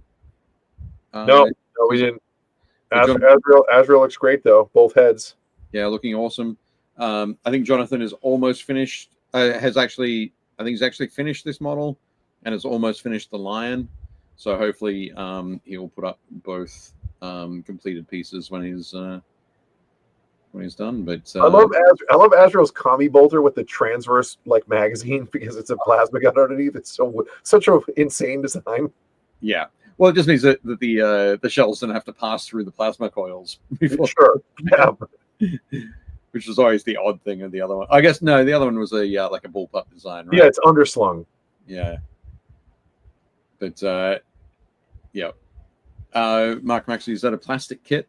You mean this one? The No, this is plastic. This is the new one. Plastic, yeah. Yeah. And that one's plastic as well. Yeah, those are both Azrael's the newest Azrael, but that's from a couple of years ago. The Logan Grimnar is from like 2 weeks ago. 2 weeks ago for sure. But yeah. Looking beautiful there, Jonathan. Nice one. Justin Corbett. Oh, everybody's favorite madman. Yeah. What's his name again? This is Ursharon, the Mortark of Delusion. Yeah. Delusion, yeah. He literally looks like a giant shaved gorilla. He is enormous. The model is so big. Yep. It is huge. And I guess actually this guy from the back, because he's got the big cloak, big furry cloak, he might look like an orangutan. Yeah. So, you can see like his shoulder sticking out because he's like, again, he's such a top heavy model and he's all hunched over. There's a great bit in the fiction where so the idea is that during the end of the old world, Nagash is like, well, Ursharon's not listening to me, so he sends Manfred to like trick him into like getting into a case, and they're like, hey, there's somebody in that locked crypt over there that was making fun of you, kind of thing. And he goes in and like shut the door behind him, and then they like trap him in there for however long it is, and then Nagash is like, hey, so we need some more help. We need more guys. Like you got to go bust out Ursharon. And Manfred's like, you want me to let him out? And they're like, yeah, like he's insane. He doesn't remember anything. And they let him out. There's a whole thing where like they let him out, and he goes and he resets up his whole like kingdom. And they're all great because they all think that they're like Bretonnian high lords and whatnot. He has this whole like court. And then Manfred shows up and he's clearly insane. Like Ursharon is talking about whatever. And Manfred's like, oh, thank God. Like he doesn't really remember anything. And his like major domo comes over and like leans into Manfred and he goes, oh, this is all an act. He remembers everything. I was like, that's terrifying. Absolutely. Just says reminds me of Blanca from Street Fighter. Yeah. He definitely does. Yep, blue version of him. And Stephen Wright has just joined us. He says, "Oh, finally walked back in the door." He dropped a comment earlier. He had to make his way home. So glad you made it home just in time. I think coming up we've got a photo from you. But next up, Kelly Rowe. So this who's this, Dave? This is Scarlett Johansson. Very good. Okay. From the Avengers. Correct. But I was going to say, one of the things I do love, I think Kelly's paint job on this is great. But I also love the that there's a like the ruined Hydra symbol on the base. Yeah. Kelly always does a great job with like the basing and like kind of punching it up a notch. A good base always makes a good mini better. Always. Even like it makes a bad mini good if you have a good base on it. Yeah. But yeah, this is a great mini. Nice work, Kelly. Super good. Excellent. Next up, Luis. Luis is working on some Blood Angels. Yeah. Nope. These are Raven Guard. These are Deliverers. Oh, okay. Now, it threw me too. I didn't know that, but apparently the Deliverers are an elite formation, and they wear red armor with black and gold trim. Okay. How about that? It's almost like the Sons of Horus and the Little Wolves, the Justarin, have a completely different paint job. Right. I guess it's the same idea with the Deliverers. Okay. Nice. It threw me too. I was like, oh, he went with Blood Angels, and then he was like, oh, this is the new Deliverers paint scheme I'm trying out. I was like, okay. Cool. Nice one. Learn something new every day. Thank you, Luis. The Cataphracti with their lightning claws. Is it a shot of some new stuff he's picked up and he's ready to work on? He's excited. It's the first time he's done this will be the first time he's bought a whole army at once. Right. Okay. We've seen all the stuff he does. He does a lot of like, this model's cool, this model's cool, this model's cool. And he started chipping away. So he has a combat patrol that's painted. and he's going to add to that. But this is the first time he's bought an army like all at once to build it as an army. Yeah, no, that's cool. We're excited to see what you do with it. Yeah, so this will all be Raven Guard. Nice, excellent. And speaking of Raven Guard, there you go. That's one of his test models. Yep. So I would call it a successful test. This looks amazing. Absolutely. So Mark 6 got the beaky helmet there as well, and the Mark 6 jetpack. The Mark 6 armor is my favorite. Yeah, I just love the heat that's coming. Oh yeah, the little bit of purple. Not the heat bloom around the silver, but just the heat coming from inside. Oh yeah. Is there. Looks fantastic. The whole thing looks great. Like it sells it with like the little hint of purple on the steel. Like you can see it better on the left-hand picture actually. Yeah. Like a little bit of purple around the edge, but it just has that like chrome steel, like it's superheated. Yeah. Yep. Josh says it's a test model. Sure. No, I think it looks fantastic, Luis. Nice work. It's awesome. He like you see the lines on the armor on the feet and the legs. Yep. So he was saying that I guess there were like imperfections in the plastic. Okay. And he like didn't know how to fix it, so he was like, "I'm just gonna paint it as battle damage as like a test." And I was like, "It looks great! Like it came out awesome." Yeah. That's always the thing to do if you've got some crashes or dents you can't fill in. Yeah, lean into it. Yep. Nice one. And then Patrick Keith. A bunch of the noodle arm guys. Yep. On the did you say noodle arm? Yeah. Pool noodles. Yeah, these guys are armed with pool noodles. Yep. The Argo flagellants. So yeah, these looking good. Nice work, Patrick. I'm gonna be adding these to your Sisters of Battle army. At pool parties in the grim darkness of the far future, it's Nerf or it's nothing. Yep.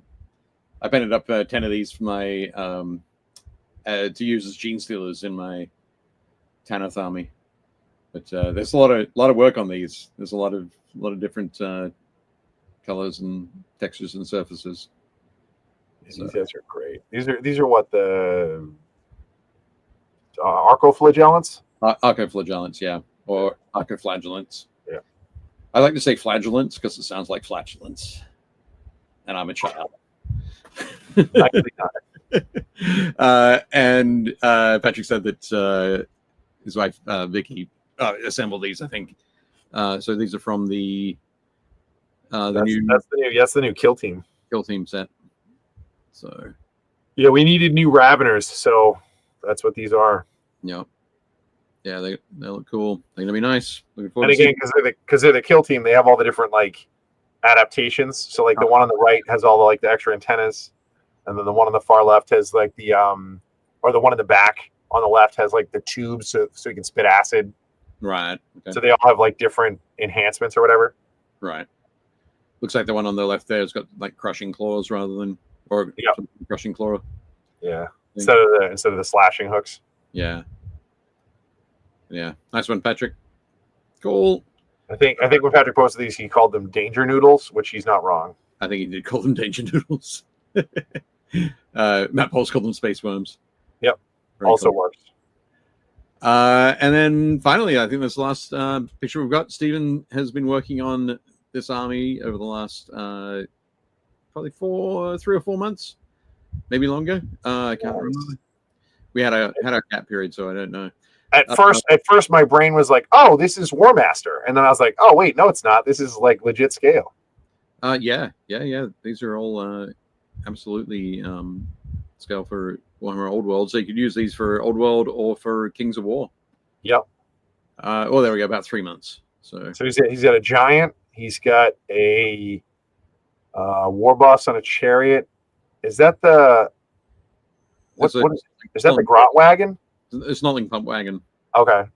Yep. He's got some bats. He's got some Doom Divers. Yep, 3 Doom Divers there, which is pretty crazy. Got some Black Orcs. Yep. Some Goblin Archers. Some regular Orcs. Yep, regular Orcs. He's got some Savage Orc War Boys in the front there with the war paint. Yep. And then I like the mix of Goblin Wolf Riders and Gobbo Riders. Oh, Squee Riders. Yep. Yeah. Yep. For Pretty sure. cool. Excellent. So yeah, definitely cool there. Nice one. And that Giant's one of the Giants of Albion, I think, Nice. from the Dark Shadows campaign back in the day. The terrain's cool too. Yeah, yep, definitely.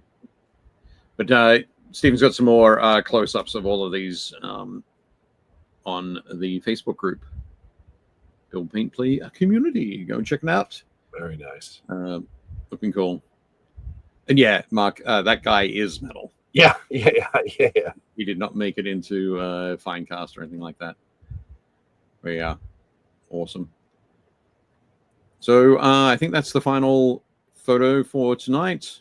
Next week, we've got the Gen Con review. Yeah, this will be a good time. So Andrew, so last year we had Owen Rayrauer on to talk about Sunshard Emblem, or Emblem Sunshard. Can't remember which way around. Sunshard Emblem. Sunshard Emblem. And I saw Owen and Andy at Historicon last week, and was chatting with them. Andrew's going to be at Gen Con, and he's going to be our roving reporter in the field this year. Last year it was Josh Potter who was in the chat. He did a fantastic job. We're going to have Andrew do it this year, just for a bit of a switch up, and it should be a lot of fun. So come and join us next Tuesday evening, 7 p.m. Eastern, and we'll be talking all about Gen Con. Sounds good? Absolutely. Now, I'm thinking maybe, Jake, that when we talk about, when we get around to talking about the Horus Heresy 3.0, that Sure. maybe we'll talk to Ben Marsh, who is going to be running all of the Heresy events at Nova Open. Yeah, that sounds good. Yep. So we might do that after the show, after Nova Open, so we can have a bit of a recap. And it might be before one of the other shows that Ben runs a whole bunch of Heresy stuff at. Right on. For anybody who's just jumping in now, or anybody who's listening anywhere else or listening not live, please make sure you guys go down below and like and subscribe, do all the stuff, hit the bell, post this wherever. And then anything you're working on, you can post it in Build Paint Play Community on our Facebook page. You can also add us on Instagram. I know that Corey's been looking through that too, so we can pull stuff out of there if it's not in Facebook. You don't have Facebook. And then you can also use our code below. So if you need anything from Army Painter, you can use our login, and then the code is BPD5, as in Build Paint Discount 5. And just put that in at checkout, and it'll give you 5% off your total. The coolest thing on there right now is probably going to be anybody who missed out on the Blanche sets, or if you bought the Blanche sets and you've burned through stuff, you can buy singles. So now all of the Blanche stuff is available as singles. The green is awesome. The red's really good. Everything in those sets is good. But if you went through a couple colors because you liked them, you can restock just those singles. Particularly the blanched berry. I got a blanched berry. I like what's the green? I really like that dark green. Oh, the dark green is blighted green. Yeah, that green is awesome. The gold is awesome too. Yeah, Emperor Gold. Yeah, that's become one of my favorite golds. I love the Midnight Olive and the Tainted Garden greens as well. But there'll be some new stuff that's rolled out at Gen Con as part of their announcement, so keep an eye on that. If there's anything else you guys need, obviously you can hit us up, message us on Facebook. We'll try to get back to you guys as quick as possible. Anything else? No, I think that might be it. Okay. Again, a huge thank you to our help at San Diego Comic-Con, Mike and Tim and Madison, and Tim from Army Painter helping us out. A big thank you to Ray for putting us on again. Thank you to Caleb and Kat at the events team for doing a great job and let me steal Tim for the last lesson as well. Yep. A big thank you to Simon for minis. A big thank you to Steamforge for all the minis and support. A big thank you to Catalyst for the help and support. And Jerry and his whole team that were running the paint take they were invaluable. And obviously the Army Painter for sponsoring us both on the show and for helping us out with all that paint stuff was great. Everybody loved it. Everybody that took the lessons had a great time and was really thankful. So great band. One of my favorite bands, The Darkness. The Darkness. Excellent. So yeah, Matt Bowles just mentioned it. So okay. Oh yeah, and if anyone needs a roommate for Nova, please let us know or let Matt know in our comments. That's about a month away, basically. Yeah. Basically. Yep. I still got to book my flights, and I don't even know if I have a room. I can't remember if I have a room or not. I was last year we got put up with part of the Army Painter, yep. So I don't remember, but I'll figure it out. You have to check that. Maybe might need to get in touch with Matt. Probably. Cool. Okay. Fantastic. I think that's kind of it. All right, everybody. Thank you guys so much. We'll see you next week. Be safe this week. If you're going to Gen Con, have a good time. And we will see you next week. And until then, do not forget to build, paint, play.